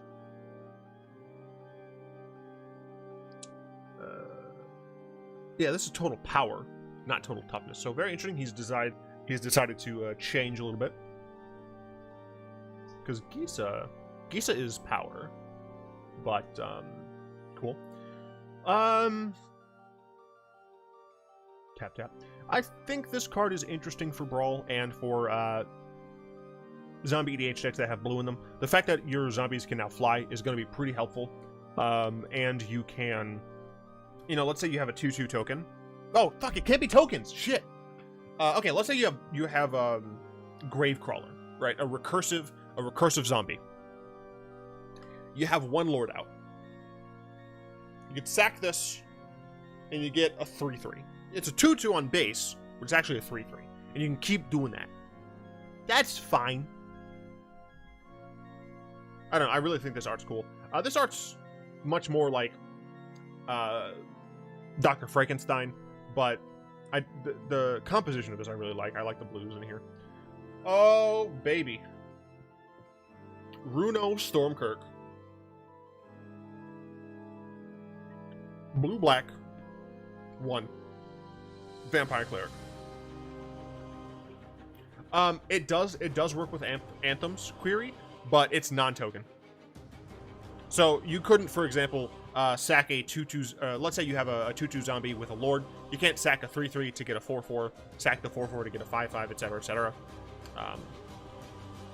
It just doesn't work with tokens, which is reasonable, I guess, but very boring. Anyway, Runo 1/4, flying. When it enters the battlefield, put up to 1 target creature card from your graveyard on top of your library.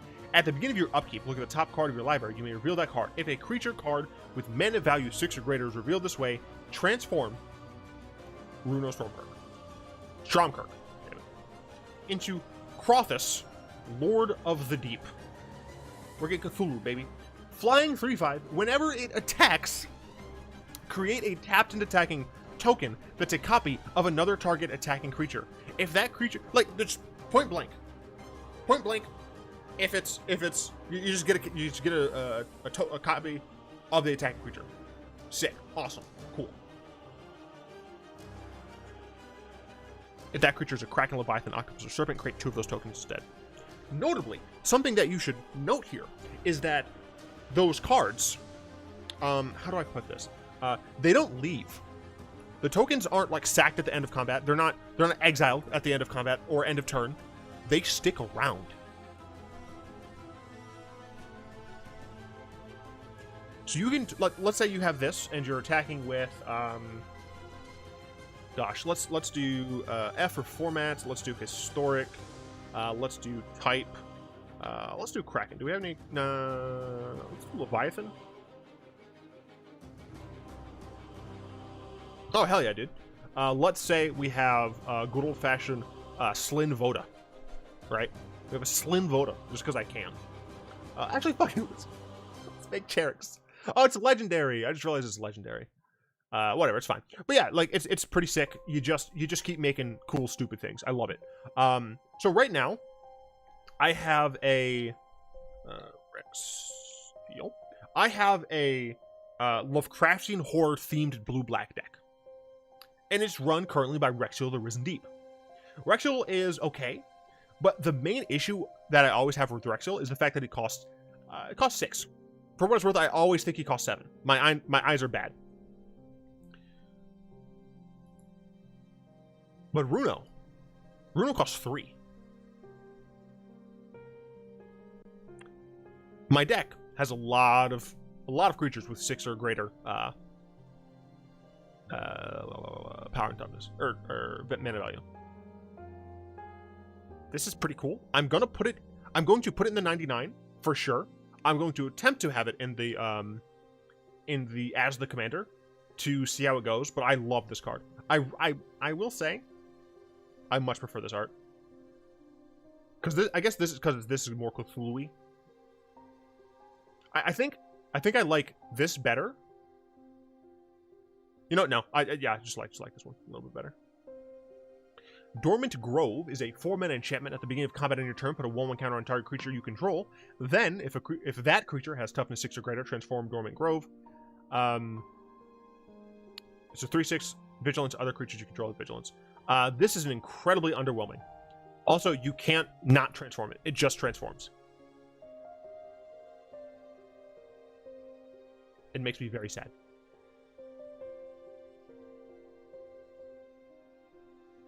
Like, it just turns into a 3/6. Like, who cares? I don't know. It makes me sad. I guess maybe you could put it in a Walls deck. Yeah, you could put it in a Walls deck so that you can attack and block with your Walls. Sure. Oh, we have some more things. Let's see. Innocent Traveler. That's horrifying. 4 mana, 1/3. At the beginning of your upkeep, any opponent may sacrifice a creature. If no one does, transform Innocent Traveler. Aren't you going to invite me in? Malicious Invader. Aren't you going to offer me a drink? Oh my god. Flying. Malicious Invader gets +2/+0 as long as an opponent controls a human. This card's cool. It's not good. Like, this is like straight limited card, I think. At the beginning of your upkeep, any opponent may sacrifice a creature. If no one does, transform it. Honestly, I think I would prefer to see this as a 0/4. I think as a 0/4, this card might actually be reasonable. It just dies to too many things. It can't block very well on its human side. So I think it's going to be relatively difficult to stick around and force your opponent to sack things. And then it turns into a 3/3 flyer. I think that's probably fine. Even if it doesn't get the buff from humans, sure. I mean, I know this is a limited card, but still. Valor's Stance gets a reprint here.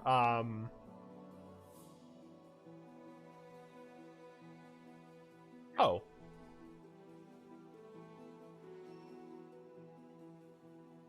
Valor's Stance hasn't actually been in Standard in a little bit. Okay. No, that's cool. Target creature gets indestructible. Destroy target creature with toughness 4 or greater. Yeah, I mean, this card's sick. This card's really good. In limited, you can just get to kill something big, or you just make it so your creature is not gonna die. It's pretty fucking cool. Cemetery Protector, 4 mana, 3/4, 3/4, flash. Okay, it's also 4 mana. I have my hopes up. I have not looked at the rest of it yet. When it enters the battlefield, exile a card from a graveyard. Okay, always nice to have some incidental graveyard hate. Whenever you play a land or cast a spell, if it shares a card type with the exiled card, create a 1/1 human creature token. Interesting.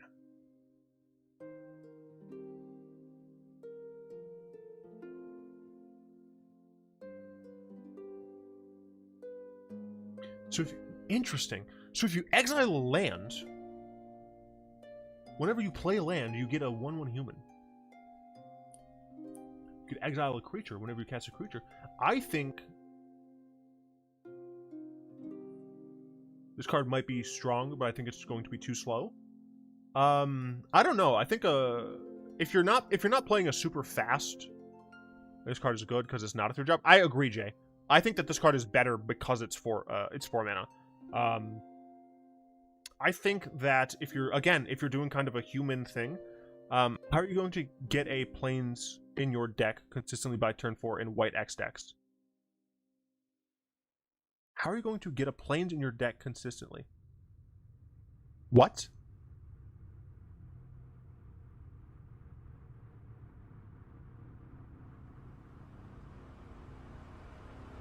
Query, you might be a little confused. It does not have to be a planes. Planes is not a card type, it's a subtype. Creature, sorcery, instant, lands, enchantment, planeswalker, those are the card types.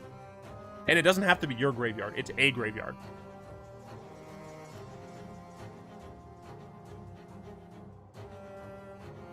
Additionally, if you're playing a deck that cares about you having a lot of humans, I mean, like Thalia the Lieutenant, right? That card is going to like you getting more humans essentially for free. I think this card is pretty decent in a slightly slower humans deck that has some taxi shenanigans in there. Yeah, I think this card is pretty sick. I'm definitely going to give it a try. Let's see. Didn't have that on the other one. Didn't have this on the other one. Didn't have this on the other one. I don't think we had this on the other one.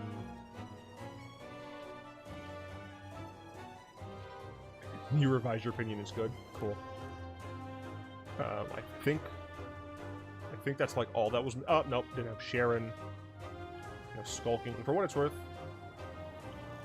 as I said, Scryfall is kind of slow when it comes to these things, but I do think their layout is just better. Okay, I think at this point we've seen them all. Yeah. All right. Rending Flame is an instant, deals 5 damage to target creature planeswalker. If that permanent is a spirit, Rending Flame also deals 2 damage to that permanent's controller. This is going to be good limited removal. I actually think this might be great limited removal. Yeah, I mean, it's instant, just murk a creature for 5. I think this is going to be pretty decent and limited. Could be super wrong, but it just seems very strong. Engulfing Tide. Each player chooses a non-land permanent they control. Return all other non-land permanents to their owner's hand, then draw a card for each opponent with more cards in hand than you. This card is a more fair Cyclonic Rift. Right? It is a sorcery speed. It costs 4. It'll always cost 4. Everyone gets to keep a non-land permanent. They bounce all of them. Then, since yes, your opponent, like, this is sorcery speed, like, there's obviously drawbacks, a lot of drawbacks even. But you get compensated by getting to draw potentially some extra cards, right? I think this is a more fair thing. Probably fine. The removal is probably playable if toughness 4 isn't the cutoff.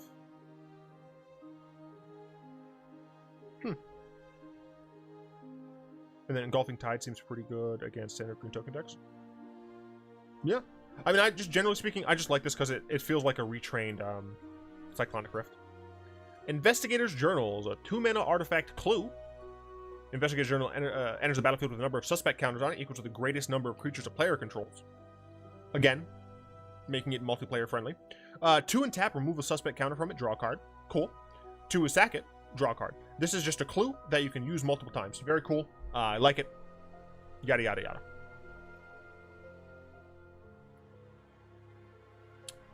Biolume Egg and Biolume Serpent. First of all, I don't like that its face is like already there. 3-mana Serpent Egg. It's a 0/4 defender. When it enters the battlefield, scry 2. When you sacrifice it, return it to the battlefield transformed under its owner's control. How the f are you going to sacrifice this? Psych, there are many ways. But do you want to be playing this? When you sack it, it becomes a 4/4. You have to sack 2 islands so that it can't be blocked this turn. Exploit? Oh, right, I'm stupid. Exploit. Yeah, exploit. Exploit for limited? Sure, yeah. Otherwise, like, I feel like this card's just bad. Like, since it has to be islands, it's not as good in the, in, like, a version of a sack deck. Yeah, I mean, Village Rights, yeah, like, the issue is just, it's not as good in various versions of the sack deck. Because it's specifically islands. Yeah, honestly, I just don't see this being constructed playable. Kindly Ancestor and Ancestor's Embrace. 3-mana 2/3 Spirit. Lifelink. Awesome. Cool. You'd love to see it. Like, 3-mana 2/3 Lifelink. That's fine. That's, like, actually fine. Oh, new Geralf. That is true. Disturb only 2. Pretty sick. Enchanted Creature's Lifelink. It's Disturb 2 because this is not all that great. But the flavor text here is great. You look cold, dearie. Thank you, grandmother. I love you too. Fucking adorable. This spirit grandmother is literally knitting a shawl for her granddaughter. This is beautiful. This is beautiful. Absolutely beautiful. Fantastic. Anyway, we got Chandra. She's dressed to kill. 3 mana. I actually like this version better, I think. 3 mana for 3 loyalty walker. +1, add a red. Chandra deals 1 damage to up to 1 target player or planeswalker. Can't hit creatures. Okay, sure. Okay, sure. She comes with a rebate. Potentially you can, shock something here, I suppose. Her other +1 is exile the top card of your library if it's red. But only if it's red. You may cast it this turn. I guess. I don't love the restriction, but it's fine. And then -7. Taking all the top 5 cards of your library, you may cast red spells from among them this turn. You get an emblem with whenever you cast a red spell. This emblem deals X damage to any target, where X is the amount of mana spent to cast the spell. Here's the thing. I'm not sure this card is good anywhere other than like a mono red like Brawl style deck. And yes, as Corey pointed out, this is fantastic for Oops All Chandra. Utterly fantastic. Yeah, no, I mean, it's great. It's great. It's great. It's just great. We got Skulking Killer, 4 mana, 4/2, enters the battlefield. Target creature opponent controls get -2. Oh, I did not read the rest of this card. This card is much worse. It gets -2/2 only if that opponent has no other creatures. This is much worse because we've seen effects like this before. Creatures that ETB and just like neg a creature for -2/2 roughly on average. Pretty small toughness usually, but the fact that this I'm sad. That makes no sense to me. I don't. God damn it. Alright, cool. Thank you, Brian. Soul Code board. Ouija board. 2 mana artifact. The Ouija board comes into play with 3 omen marks, omen counters. 1 blue tap. Take a look at the top 2. Put one of these in your graveyard. Sure. You get to look at the top. You put 1 in the graveyard. Whenever a creature card is placed in your graveyard from anywhere, I guess, remove an omen counter from the if there are no omen marks. Coded Mind, flying. Coded Mind can only block flying creatures. Draw 2 cards and discard 1 card. Sure. Worst Flame Tongue Kavu. Witness the future. 3 mana. Sorcery. Choose target player and up to 4 target cards in their graveyard. That player shuffles those cards into their library. Look at the top 4 cards of your library. Put 1 of them into your hand and the rest in the bottom of your library. What the fuck? Look at the top 4 cards of your library. Put 1 of them into your hand and the rest in the bottom of the library in a random order. This is fucking crazy, dude. I mean, it does a lot. But none of it might matter. Fuck this card. 3 mana. Take an extra turn after this one. During that turn, damage can't be prevented. At the beginning of that turn's end step, you lose the game. Exile Alchemist. Gambit. So, you might be thinking, oh, this is great for red decks. They just want to burn their opponent. This is, like, not going to be used in red decks, man. Like, no fucking way. This is going to be used in Is It Turns decks. It's 7 mana. Take an extra turn.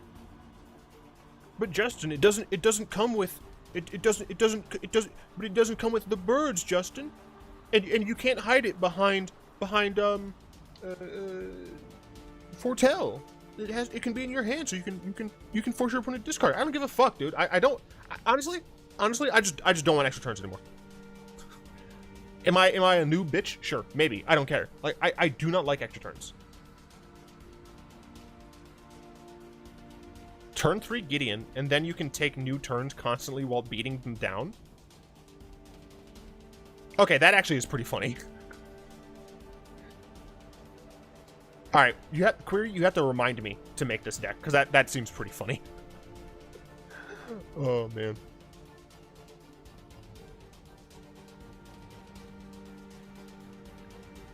The thing is, I don't care if this card, like, isn't super strong.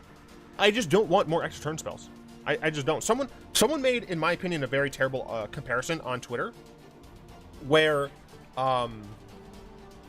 essentially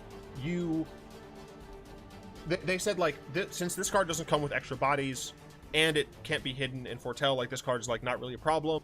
And then they compared extra turns to being in top deck mode top decking a bad card and your opponent top decking a really strong card. There's a huge difference. An extra turn spell isn't just a top deck card. It gives you a whole other turn. One turn is not worth one card. You would not have a card that says draw a card, skip your next turn. Even if it was free, I doubt that most people would play that card. I'm sure there'd be situations in which a free card, blah, blah, blah. I don't care. It's not what matters. What matters is extra turn spells are cards which make it so one person legitimately plays more Magic than the other person. But what about mana screw? What about drawing badly? Isn't that like making it? No, because the person who's drawing badly is still technically playing as much Magic as the other person. They're just in a kind of worse position. I just don't like extra turn spells. I don't care.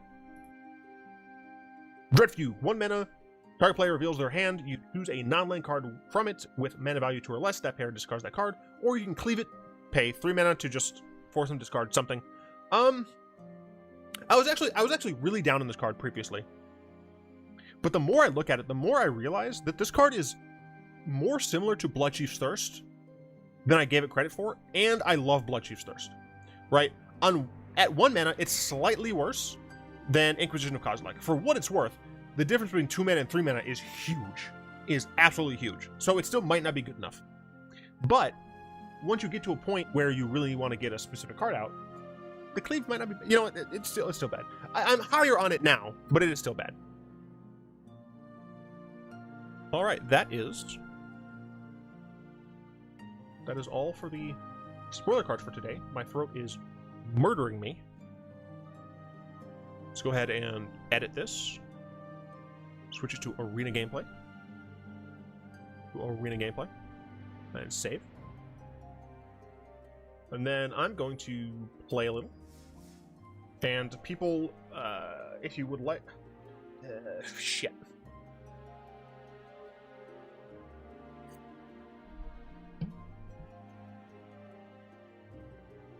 If you would like to duel me, I don't know, have a deck or something. I don't fucking know. Problem is, we're not on Twitch.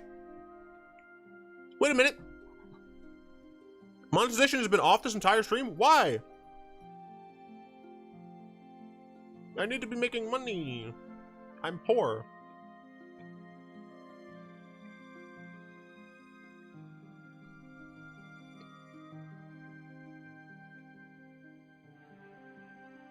I'd like to get matched with someone, please.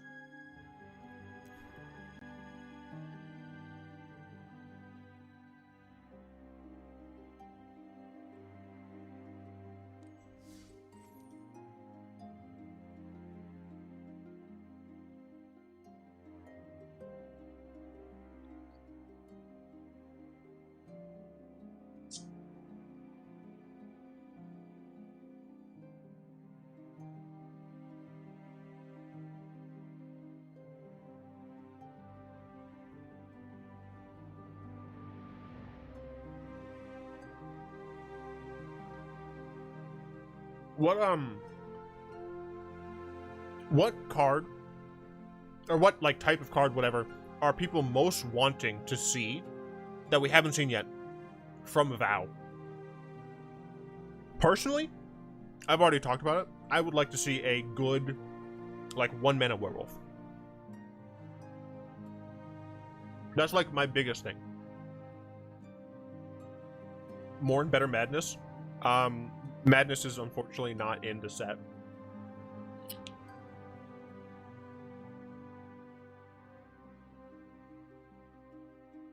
Eldrazi, I can dream. You can dream. Unfortunately, probably not gonna come true. I guess I have to restart because Arena fucking sucks.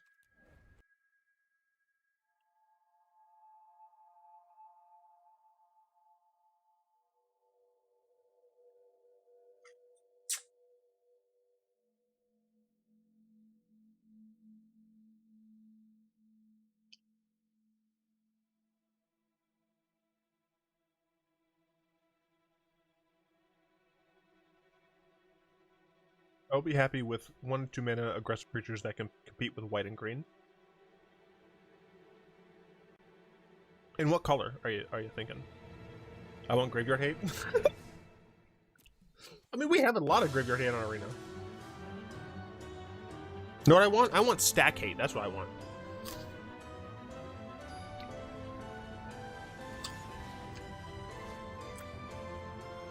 But not in standard. Oh. Yeah, I don't have that problem. I don't play standard very much. Says the guy currently playing standard.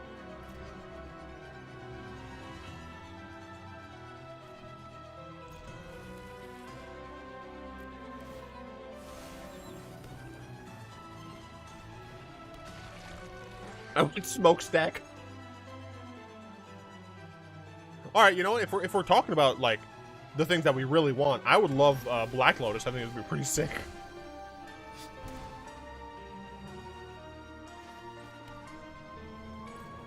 Black Lotus would be a pretty fair card. What card did we put on bottom? I should have kept this, not this.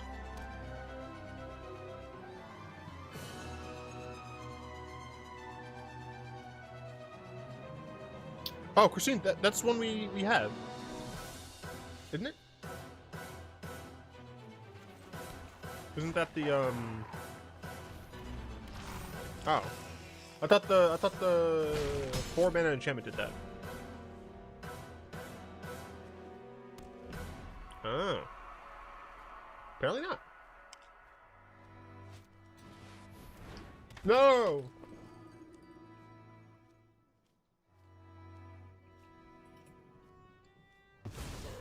Traitors, all of you.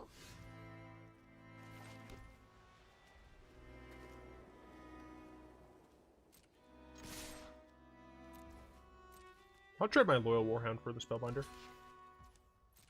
Means I get to keep my mastery. Gonna cast this. Gonna consume both of these cards. My opponent's down to 8. And I'm chilling.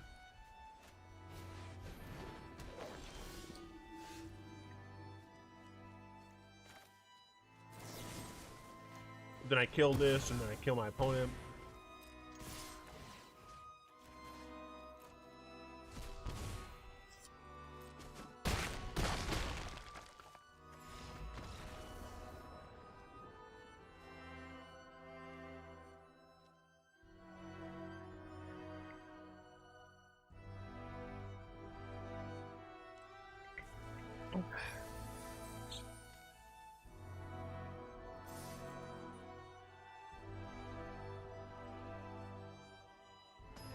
It's finally getting to like autumn here, so I get to wear my long sleeve shirts again.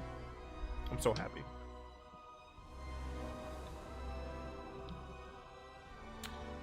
I'm gonna keep this because I'm greedy. I know only greed. Oh yeah, that's true. I'm very curious as to what character is coming back as a vampire. I'm not a vampire, but I feel like one. Today. I'll play this tapped. Oh no. Sometimes I sleep all day because I hate the sunlight. My head is always spinning. Body's up. Wait. I don't remember. And the dark is when I fear. Well, I can lure any woman that I want to in my bed with me. Whiskey seems to be my holy water. What do I want to play here? I think I want to go Celestis into a turn 5 Walker.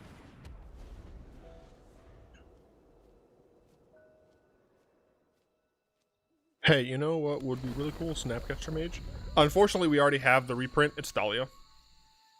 So we're not getting Snapcaster Mage unless they're fucking with us. We're almost certainly not getting Snapcaster. We haven't seen 4 of the 6 legendary creatures. Raggy.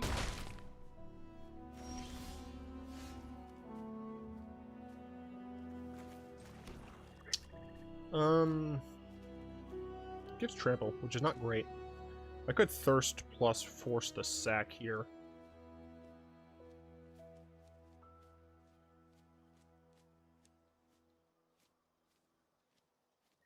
Yeah, I think I'll do that.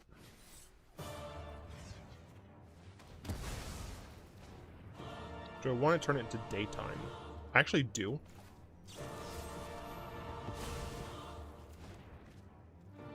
I'll attack because, once again, I'm not a coward. We're going to discard Hunt for Specimens. Human Peasant, Spirit Warlock, Slug Horror. Oh, dude, I want the Slug Horror. Hey, look, it's Toblerone. Goodbye, Toblerone. As I said, I've like only come against the werewolf decks, man. There've been a few other decks here and there, but for the most part, it's just been friggin' dogs. Hound Tamir, sure. Ranger Cleast, sure. Unfortunately for you,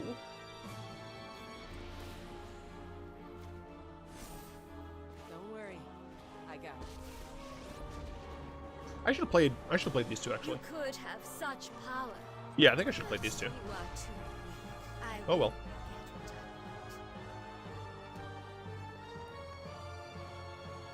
want. You're playing the shitty event? It's only like I like the event. I like the mechanics of the event. I just hate that it has to be paid. I think it's very stupid.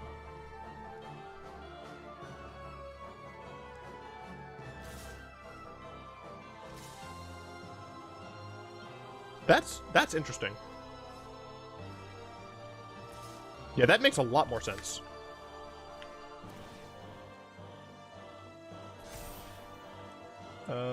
That's going towards Lolth. I just accept Lolth is gonna die.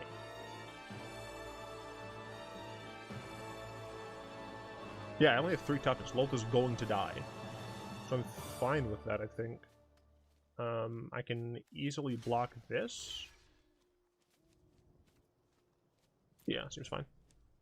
I will not Yeah, no, run as I said, like, I think this it's little thing. bullshit.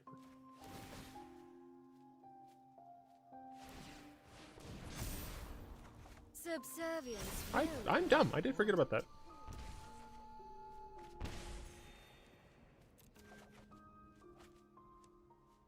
We'll get rid of the Shambling Ghast.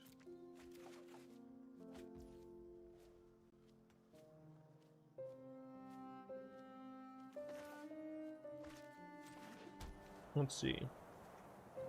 4.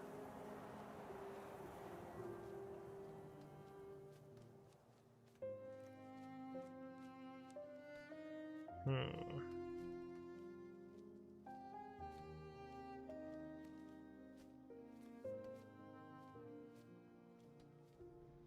Two, 4, 7.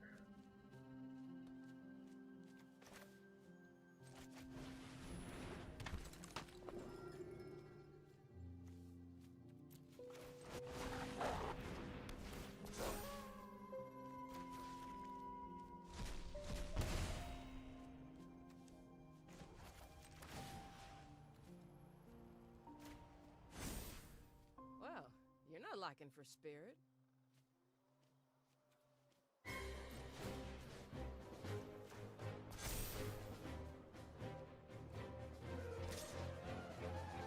There we go. Let's see how this goes. We also haven't seen the human ranger werewolf. Oh, I didn't even realize we had that.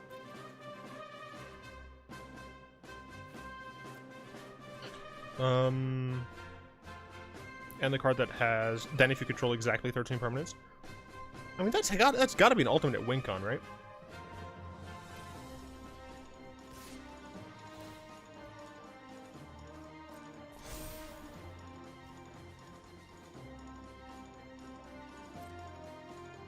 Let's see, so it can pump itself once.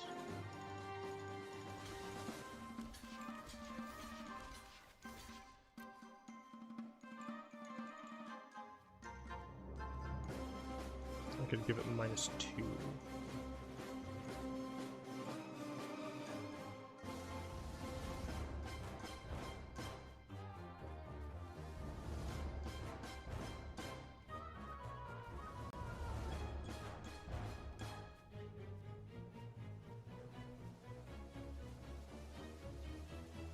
I'd like to keep Graveyard Trespasser.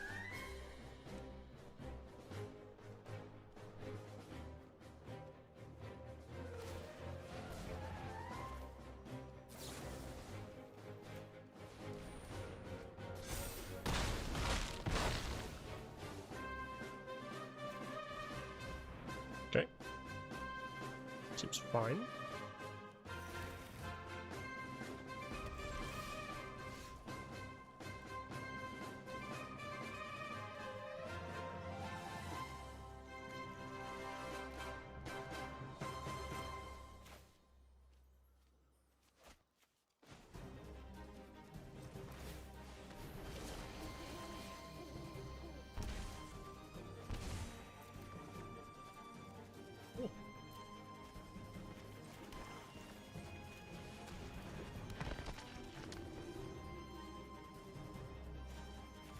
I'm just gonna plus on the Draugr here.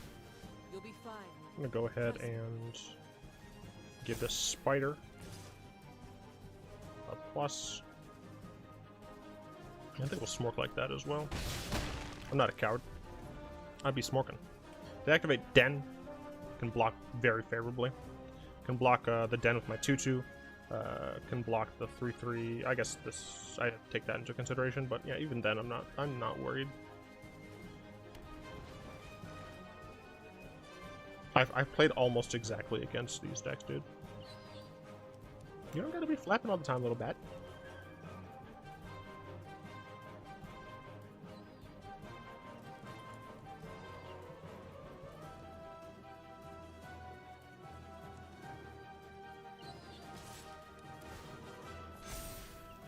We've made it a 4/4.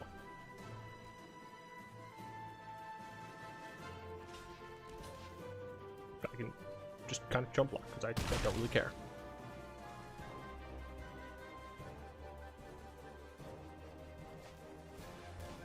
Pass summoning, sure.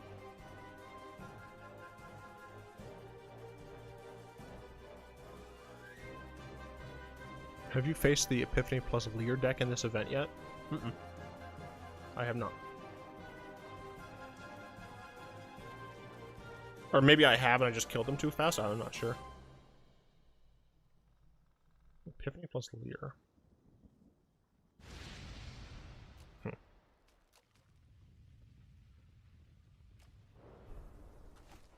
You know, I don't think so. I've got a dagger with your Rude!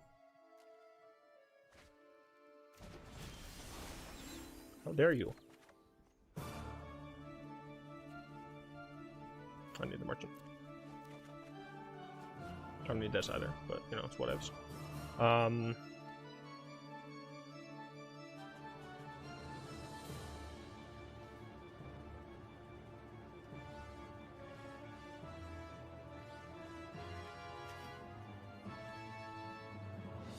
I might draw something better.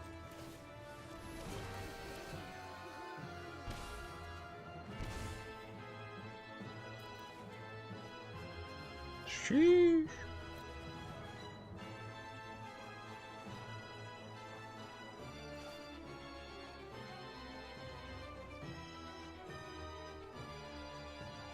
No. No! Why would you tap like this? I even had, like, only Redain in hand. Son of a bitch, why?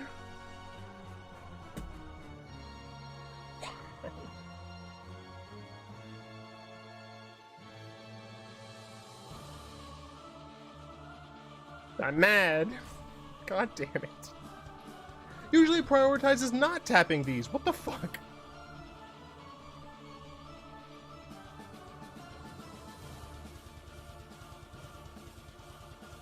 Kiss my ass, I know it's my go.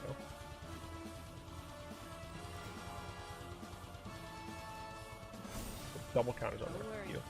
I got you.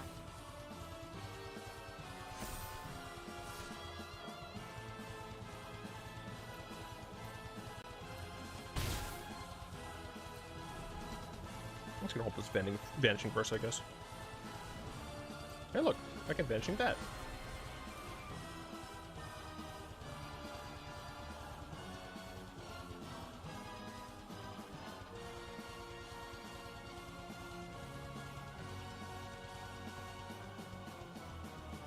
I think I don't care if they have mana.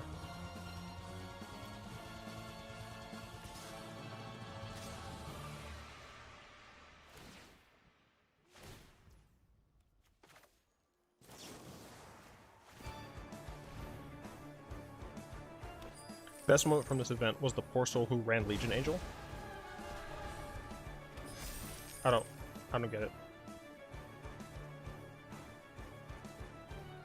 What's the joke? I don't understand.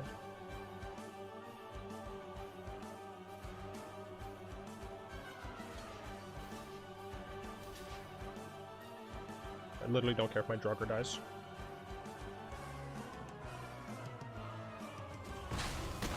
Another Discord server called me out because I didn't provide discussion on a preview I posted, even though there was a decent discussion about the card.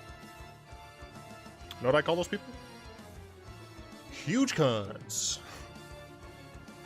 Alright, I forgot. I'm streaming on my main channel. Awkward. You'll blow my Celestis, you coward. Do it. Do it. Do it. Coward.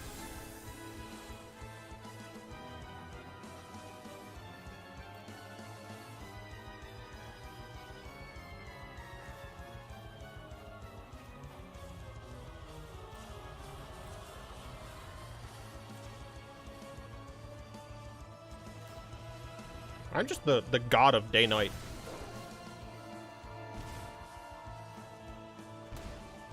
Ooh.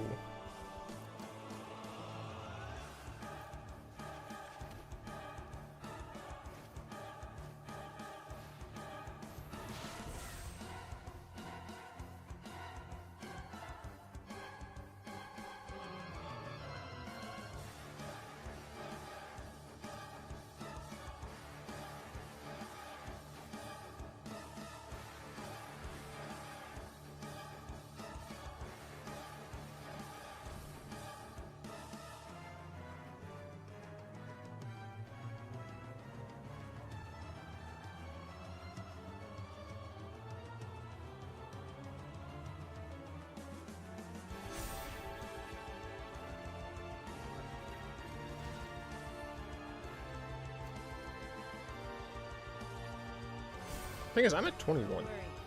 I got you. I like super do not care about them attacking me. Or Kai at this point. Like, fuck, Kai can die. I don't care. Legion Angel lets you pull a Legion Angel from the sideboard, but it's singleton. Oof. Yikes. That's yikes. My deck honestly seems like a better version of the one I was running. I mean, legit, it's just like good cards. I'm just playing good cards the deck. Alright, I'm playing good and decent cards the deck. Cool, Zerial, yep, I don't care. You cannot kill me. When demons die, rain hell Just don't kill the pest? Yeah, I on know. them. I'm chilling.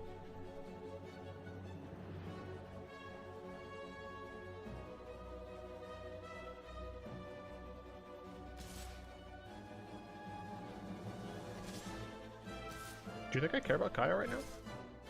I don't.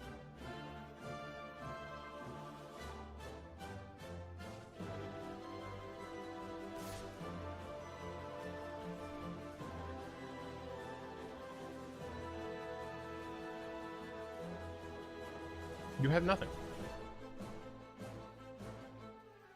I guess they can make a dragon.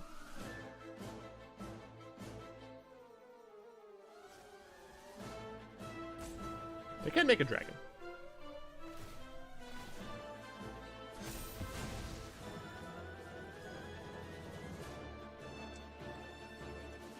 Do I care that they can make a dragon? No. No, I don't. She dies. I don't care. Yeah, cool. Make a dragon. Nice dragon. You have 2 blockers. I have 3 attackers. You are dead. You know what? Even better. Bye, dragon. Hey, look, I won. For what it, like my win percentage is fucking high in this mode, which I feel bad about because I'm just kicking people out who probably just want the card styles. Like me, I just want the card styles. But no, we just have to be punked about it. I like to swear, I don't care. Also, I really should be wearing my glasses. Whenever you guys see me, like, in a video and I'm not wearing my glasses, please yell at me in the comments. I'll keep it. If my opponent's on snow mana, then Redain just fucks them, which is great. I'm unsure if they're on snow mana. Or this. I'll reveal that because it doesn't actually matter. At the discard, boom, Ebon Death. It's half a discard. They are, excuse me, they're apparently on snow. And I am going to... Yeah, I won't play this untapped. I'm just going to put a Tainted Adversary down. Get potential counterspells out of their hands. Get, cool. And if it didn't get countered, just have a nice annoying creature on board. Shit. Well, they take Redain here. Damn, that is frustrating. Peace out, Christine. Have a good rest of your day. By the way, I will likely be streaming Subnautica tomorrow. A pity. They didn't get rid of Redain. That's suspicious. My Redain is probably going to die.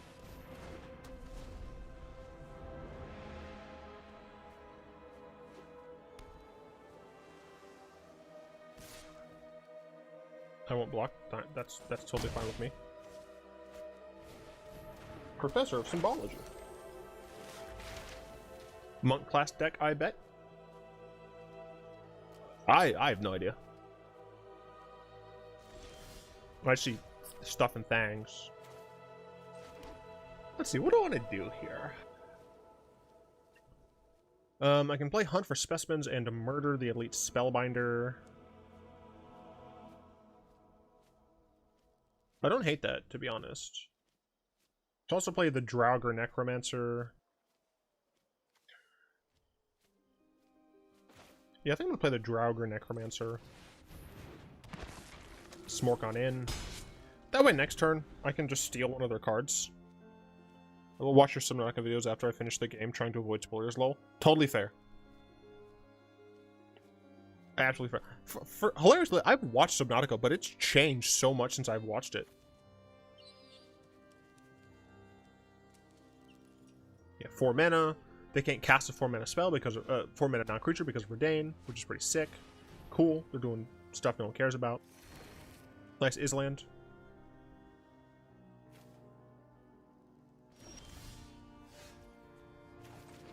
They're potentially holding up mana, which is just rude.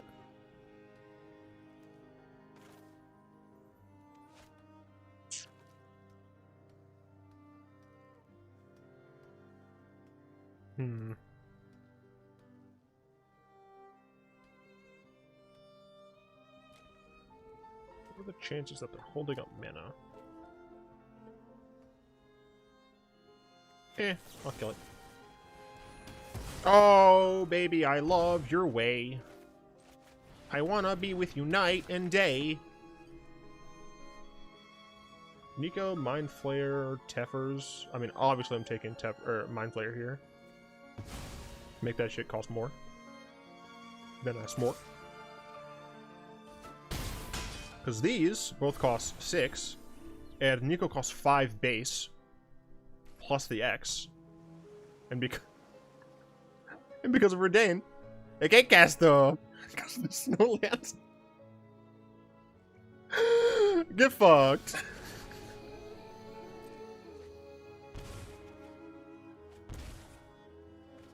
This is so good. This is so good, man.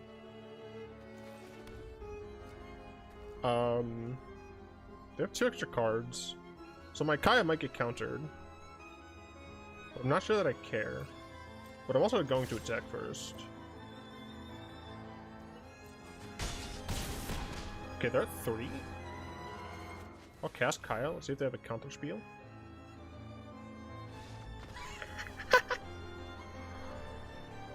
Such a cool game, though. Can't believe I didn't play it before.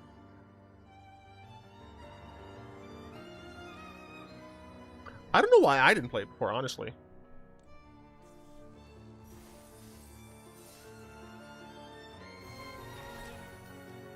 Wait a minute.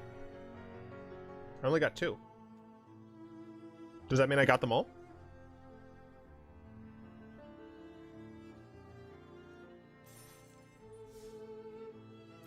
Right? Am I supposed to get 3? Is that the shitty way Wizards says, hey, you got them all? They don't even compensate you for the one that you are... Wizards! Fuck off.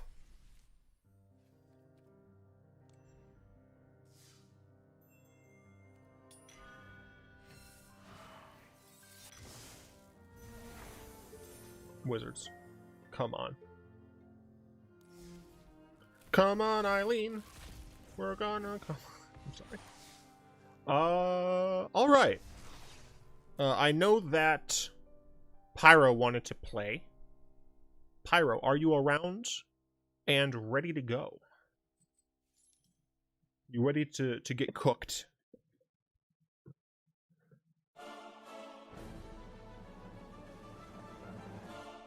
I just want news for freaking Silk Song, man. When was Silk Song announced? Silk Song announced.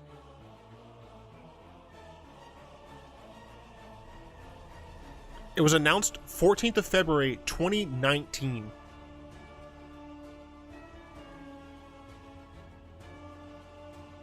It's been over 2 years. Please. Team Cherry, I need this. I need it. Oh, tomorrow's the spooky day.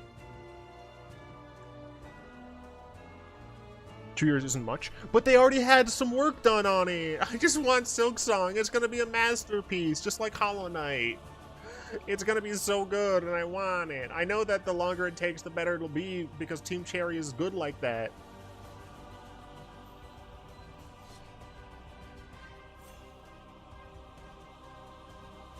But still, I want it. I know it's too much to ask, but I just want it, okay? It's gonna be so good. Actually, since tomorrow's Spooky Day, I might actually play something even scarier. I'm not sure. Asking anything about Silk Song is like copy pasta by now? I know, but like... Team Cherry, gimme. It's not their first game, so they're... Oh my god. So they already got popped. I see what you did there. Bet, buddy. You don't have to stay flapping, all right?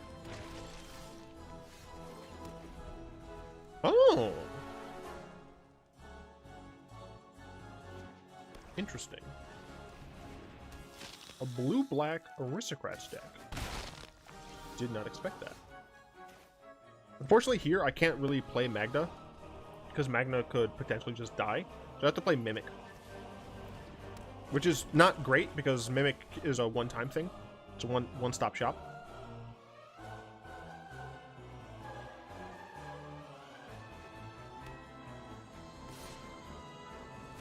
Ow. Where were you, Guardian Idol? You would have been better to play.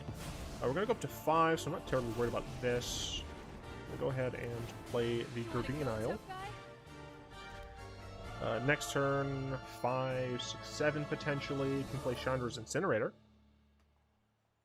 Actually, if Chandra just deals 2 damage to my opponent's face, this goes down to 3. It's 4. I can actually just cast Chandra's Incinerator next turn without having to use her for that. So that's pretty cool. Kells, all right. What's up? What's up? What's up? What's up, Kells? What's up? You're a coward. You're a charlatan. Oh my god, I love this card so much. Okay, so I think I can still cast Incinerator here. This adds to, I think I can. I do this. and shoot this.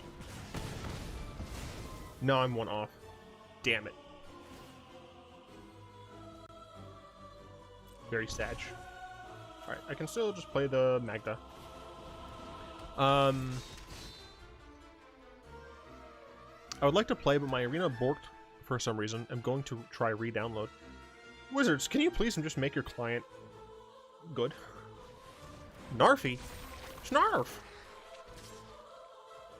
Is it worth blocking with Magda? They put it in their graveyard? What? Yeah, it's worth blocking with Magda, I think. They just make a treasure, which is fine. Hit my face, sure.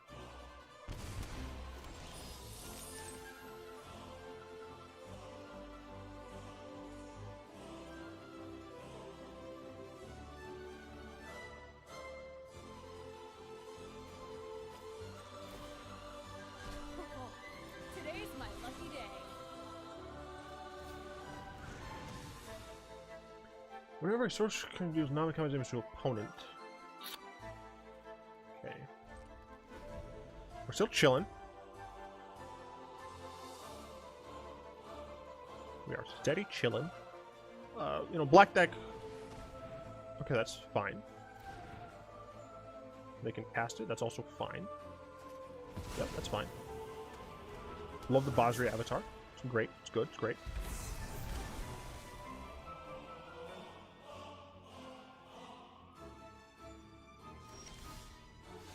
What does this do? Target player or planeswalker? Oh, hell yeah, dude. Alright, so we're gonna do this. Yep. We're You're gonna do going this. Target our opponent's face. We're gonna search our library. We're gonna grab another Chandra, because that's what this deck does. Then we're gonna kill Kells again, because I'm a bad person. Sure, that's fine.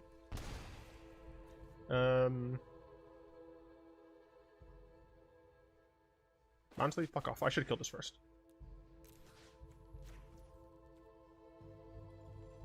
Oh, wait a minute. I can hit their face. Oh, wait. What? No, I can't. Why did it show that I can hit their face?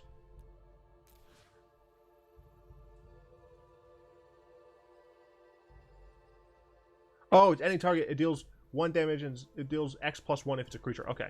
So I can actually just hit them for 1. This isn't just once. Okay. I can hit them in the face for 1. Then I get to hit this for 1. Sick. Look at all that value. Mind if I play a game? I have a historic deck that's really, really shit, but I want to give it a shot in a non-cute environment. No, they're gonna exile my Light Up the Night. Rude.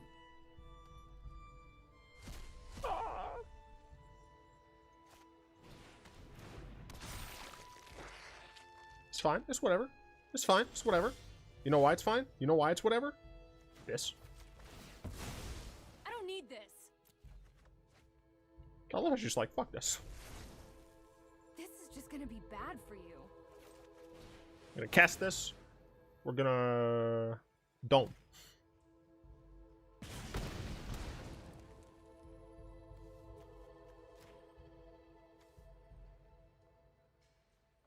Yo, big shout outs to killing stuff. It's a variation on a 1,000-Year Storm combo deck. Yeah, sure, we can play that. Boom. Bing bop, bada bop boom, pow.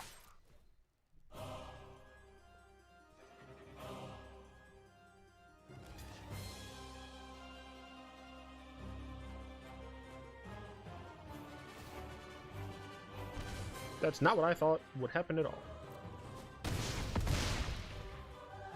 I expected them to let Narfi die, frankly. I am confused.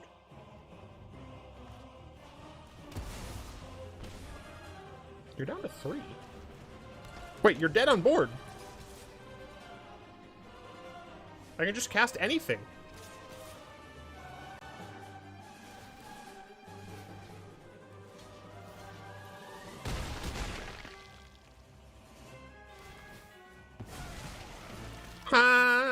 bad man.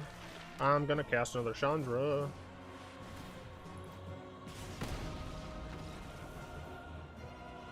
Uxal Chandra is great. Actually, do you want to know something effed up?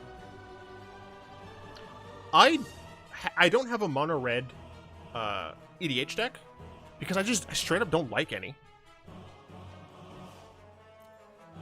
I might make a mono red Chandra EDH deck. We'd have access to so much more Chandra. I need to keep that in mind. I could use the kid Chandra as the Chandra.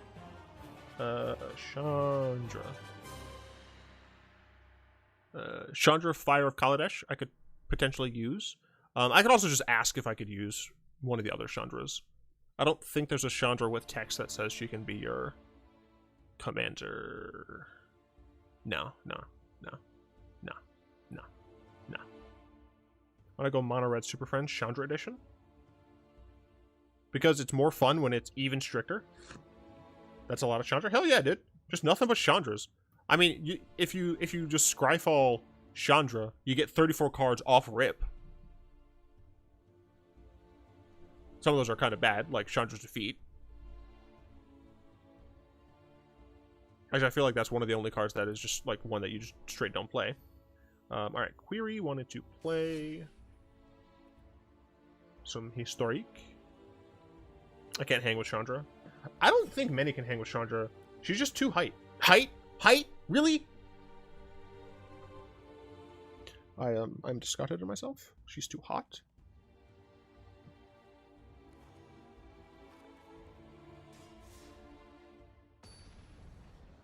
Yeah, we gotta get all the cards that reference her as well.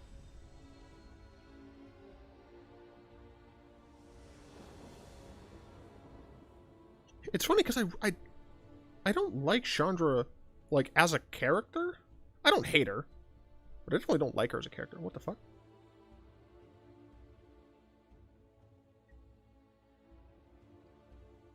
I'm not even playing Jace.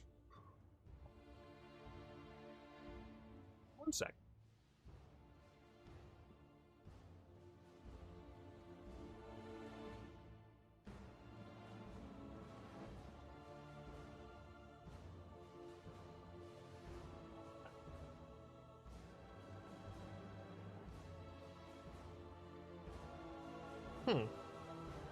Sounded like someone was knocking outside. No, Jace from State Farm crashed arena.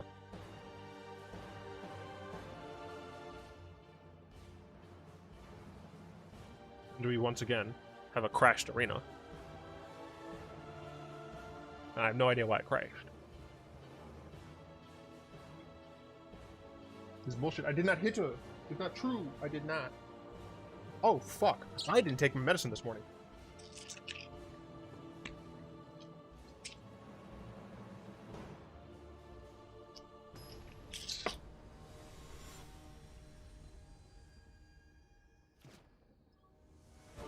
Yeah, sorry, Query crashed.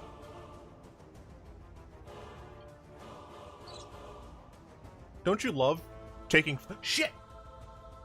It's Saturday. I have 5 medicines. Many of them are taken at different times. What the fuck? Oh, right. I thought this was best of 1. Oh, sorry, I thought this was... Jesus Christ. Singleton. I have 5 medicines. 2 of them I take at night. 1 I take in the morning. I have 4. I have 4 medicines. Yeah, 2 I take at night, 1 I take in the morning, and 1 I take once every Saturday. So I'm over here freaking the fuck out. Because I constantly forget to take my goddamn medicine. Oh, Query, you're using the deck that I said is cool.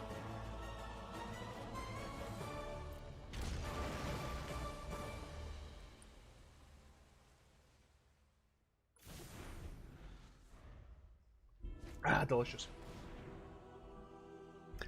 Quick question. Where did the Jace from State Farm come from? Like, why State Farm?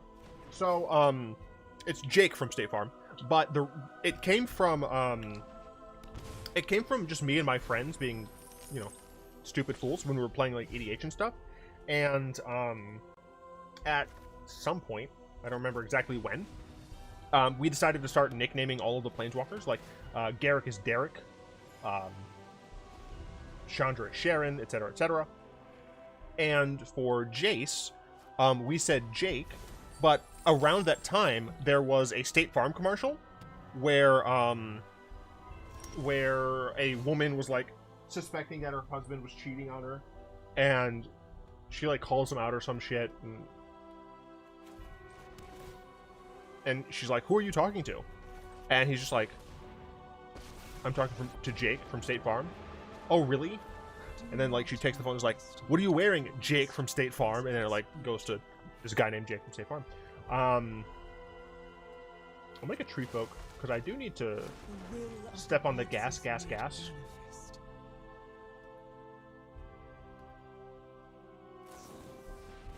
Okay, she dies. Badge. That's the best State Farm commercial. Yeah, it is. It absolutely is. All right. Okay. All right. Awesome. All right. Okay. All right. Let's do this. Then let's do this. I can only dome for 7. I'm gonna lose. We're gonna grab. We have the Hydra. Although my life gain might have helped me a little, maybe. Oh wait, this is the burn version. Shit, this is not a burn version. Ruh-roh. We're boned, Raggy.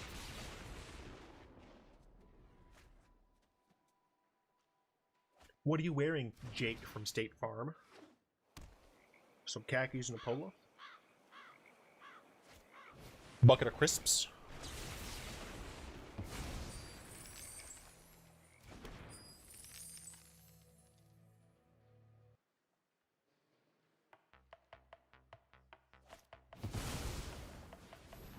I'm gonna go on a limb and say I've lost the game.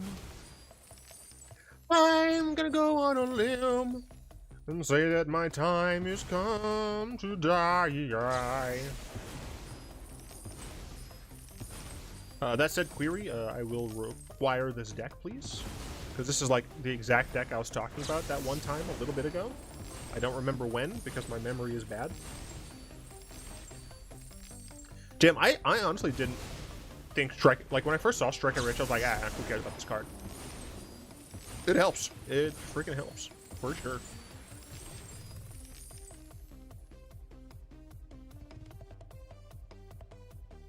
Strike is gas. Hell yeah, it is. Bloodchief's Thirst. That's interesting. I didn't consider playing Bloodchief's Thirst in a deck like this, but it is relatively cheap. You're gonna want to play it anyway to not die to aggro.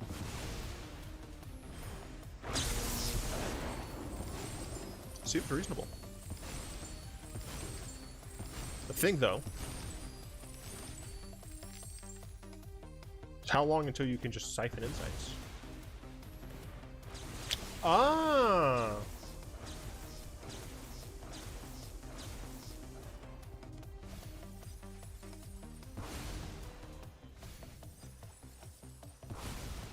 Well, considering I have to mill 45 cards or something like that.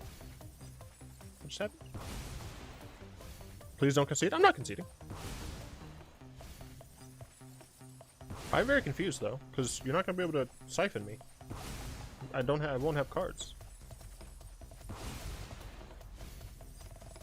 Oh, you did not.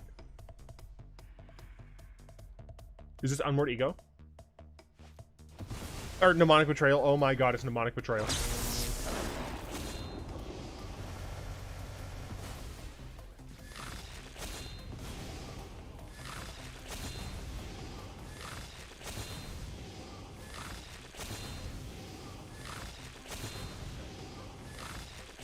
Hilariously, they can play a tree and then throw the tree at me. and kill me with my own spells.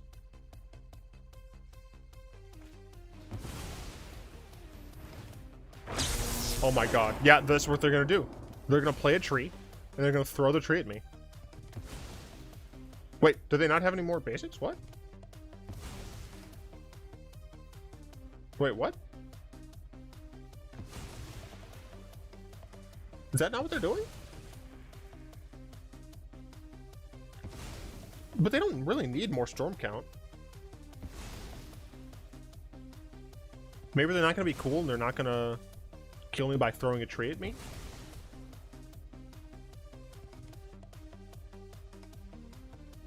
Just for the memes? I don't know, it's kind of lame if you ask me. Whoops. I assume that they just don't have any basics in their deck.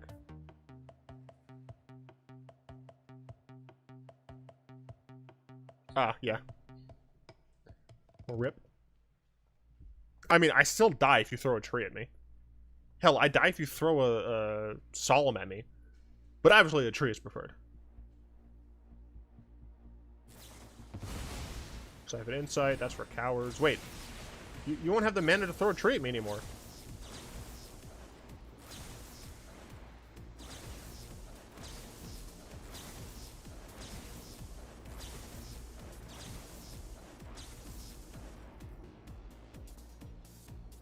I don't like that for target opponent, it forces you to manually target when it's a best of one mode. Like, Wizards, if you're not going to give us best of, sorry, not best of one, well, 1v1. If you're not going to give us multiplayer anytime soon, could you please make it so that when it says target opponent, you don't have to target your opponent? Boo! Boo this man! Boo this man! Boo him! Boo him! He did not kill me with a tree. Boo this man. Boo. Boo. No respect. You did not kill me with a tree.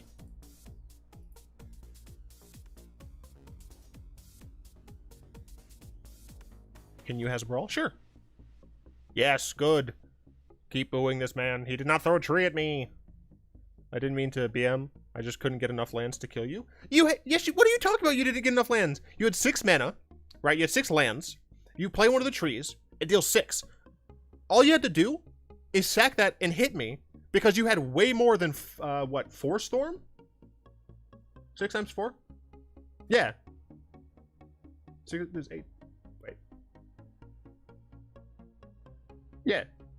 6, 12, 18, 24. Yeah. You literally could have killed me. You play tree, you sack a tree, and you throw it at me.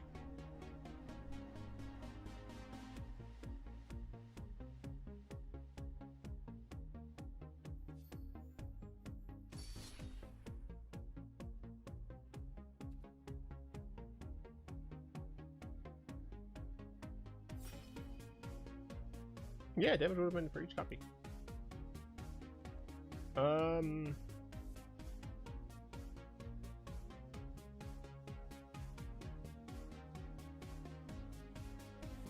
I mean, I have to. It's just so fun. I can't resist it. Ugh. Still, I demand that deck so I can steal it. Uh-oh, baby. Oh, this is that good shit. Uh-oh. I'm scared.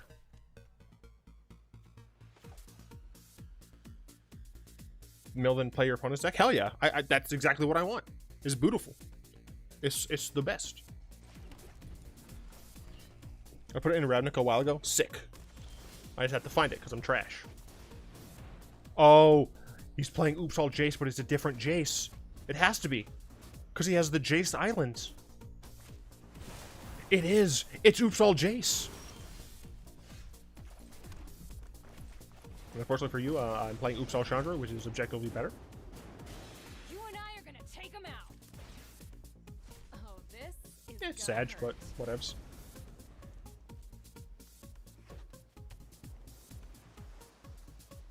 Don't you bounce my Chandra.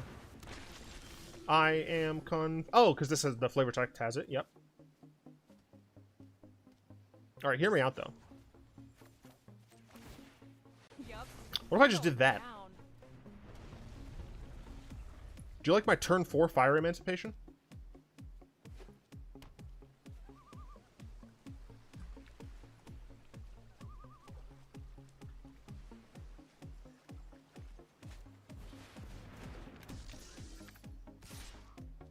No, he gets to draw a card.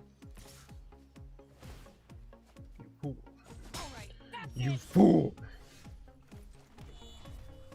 This is 4, 5, 6, 7 mana. Oh my god, I love it. I'm a bad person, This'll be easy. but fucking bite me.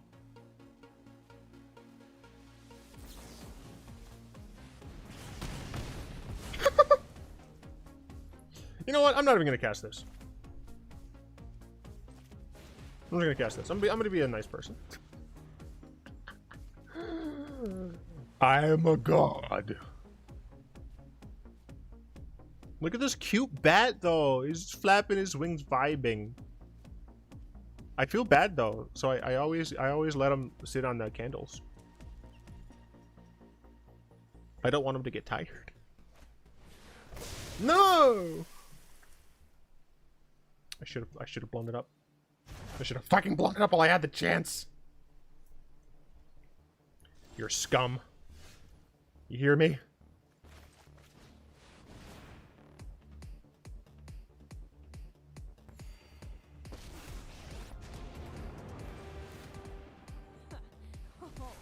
Today's my lucky day.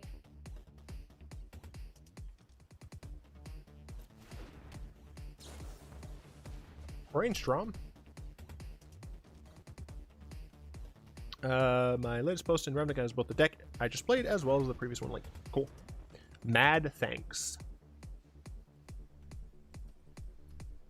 No more Mr. Nice Guy. Alright. Oh, look, it's Jay from State Farm. I'm always a step ahead. It's how you play the hand with difference.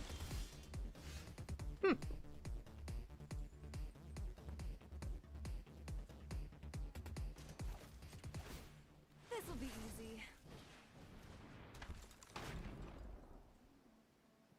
5 mana.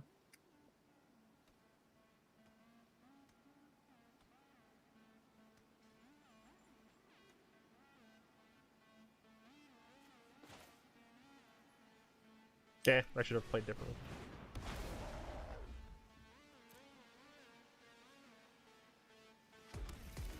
I regret everything! It's fine, everything's fine.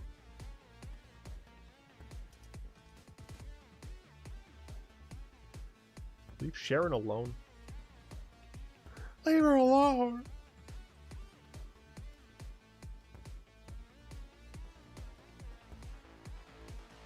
Oh, you know what? What's a who is a planeswalker that you want to see a ton more of?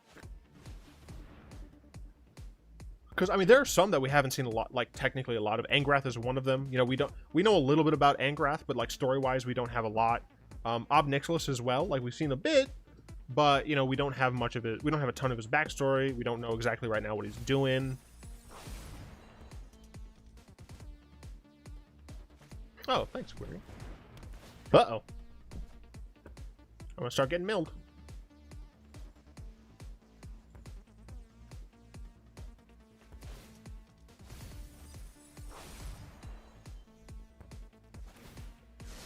Always Okay. an answer. Milling me? Sure. Alright.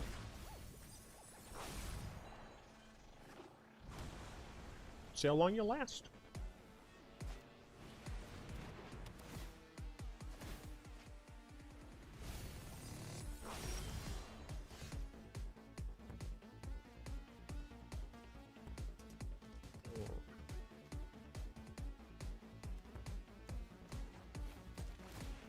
Oh, this is gonna hurt. Just triple, right? Yes, it does. Yes, it does.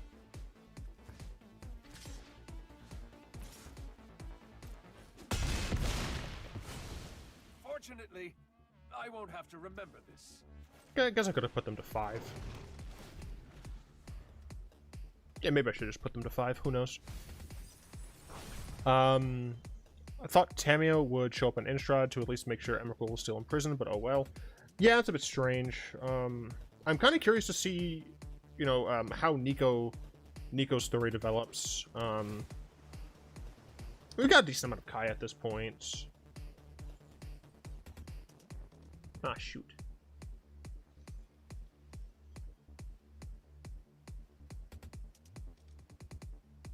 They have enough mana to draw it and cast it. That sucks.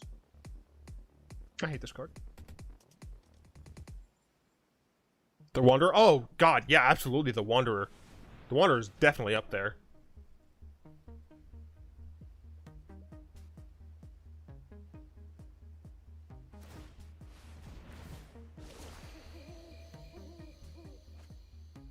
Give you more Calyx? Yeah, Calyx is lame.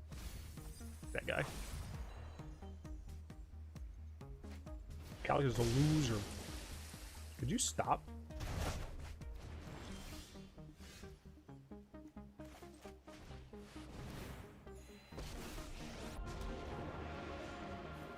When people start, yup, you're going down.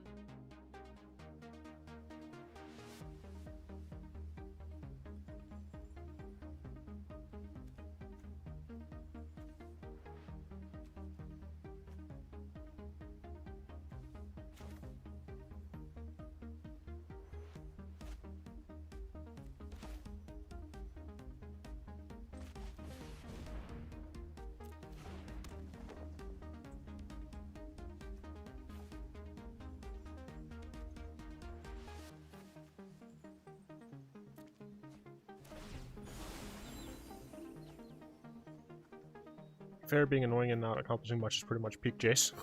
Very true. You like to see more Huatli? Yeah, Huatli is pretty interesting. I'm at 68. Just plenty to burn my opponent to death.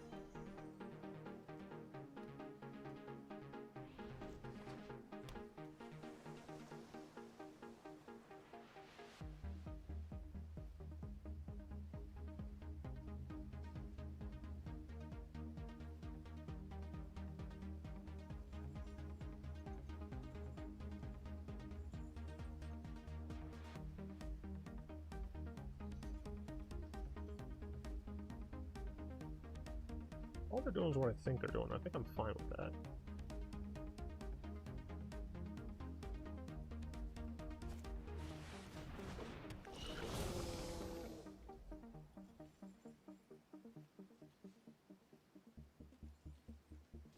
Interesting.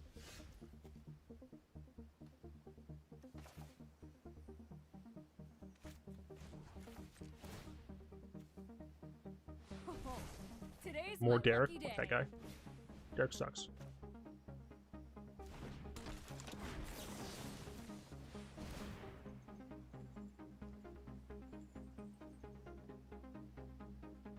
Let's see what our opponent does here. Commence the end game.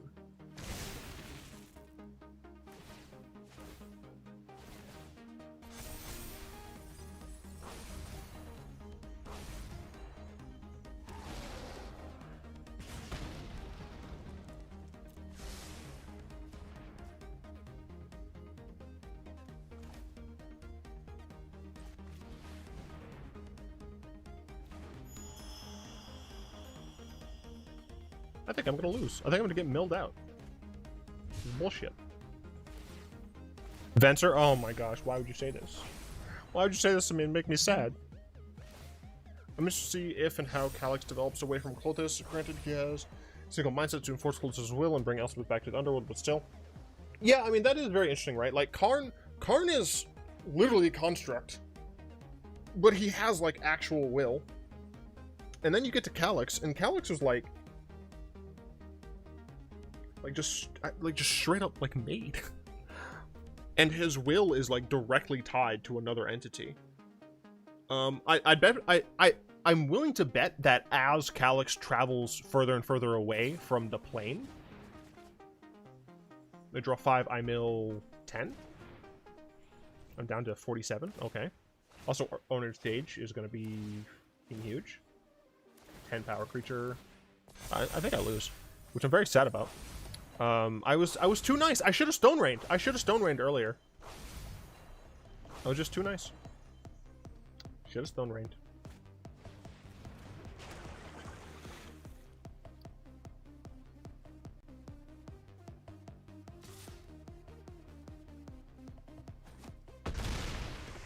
Note to self, never be nice to Jay I again. don't need this. Is Jessica still alive? I don't think so.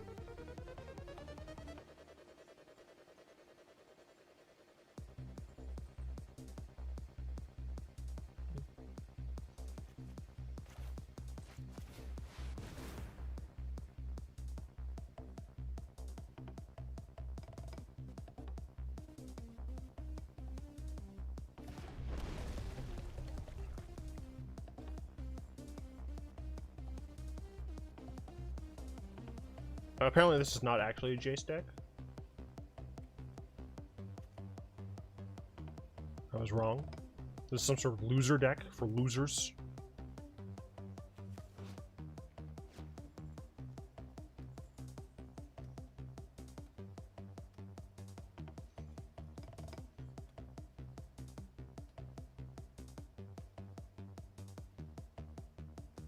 Really, Red not really known for dealing with enchantments.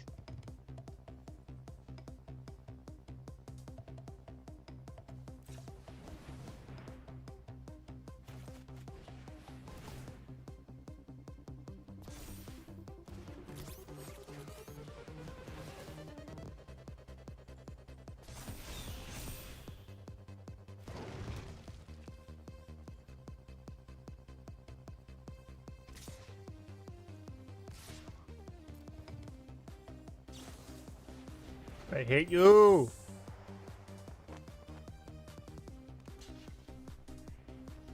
Die!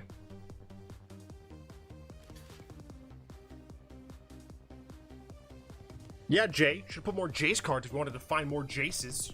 I should have blown up your land when I had the chance.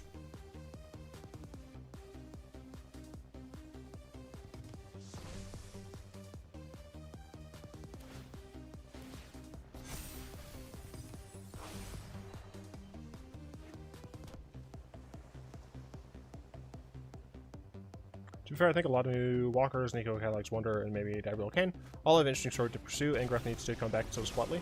Yeah, I agree. I mean, even Teo, right? I'd be interested to see like more adventures of Teo and what Cat is the name? I don't remember.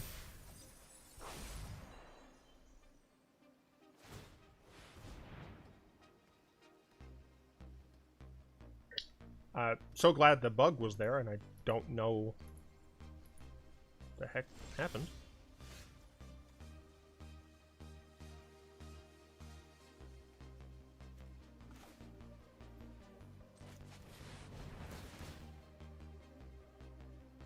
I just died in your arms tonight.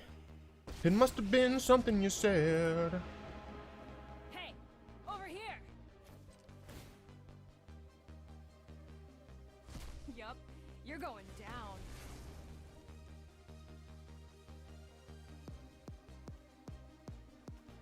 Deals 3 damage.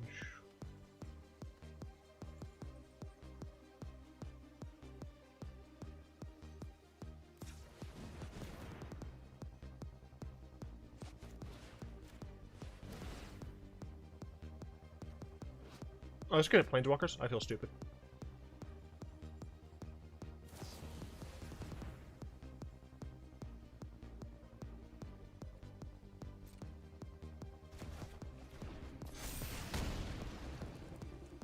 I'm just gonna go ahead and recast this.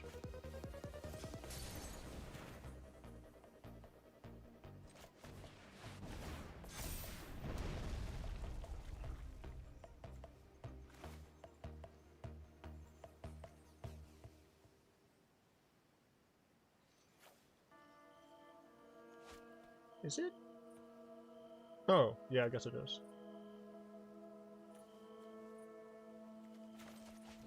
I'm blowing up your fucking land. Fuck you. You deserve this.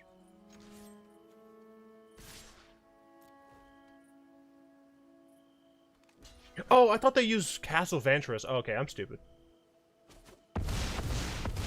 I did it. I beat Jake from State Farm.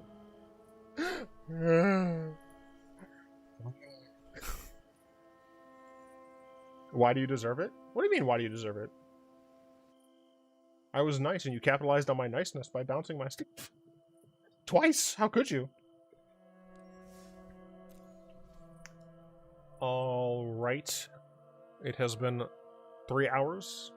You blew up my land? I blew up your land late. I could have blown up your land way earlier. And I should have. I should have.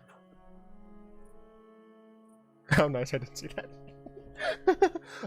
Yeah, I got to, I gotta get more water, gotta prepare for, tomorrow's stream. I might play,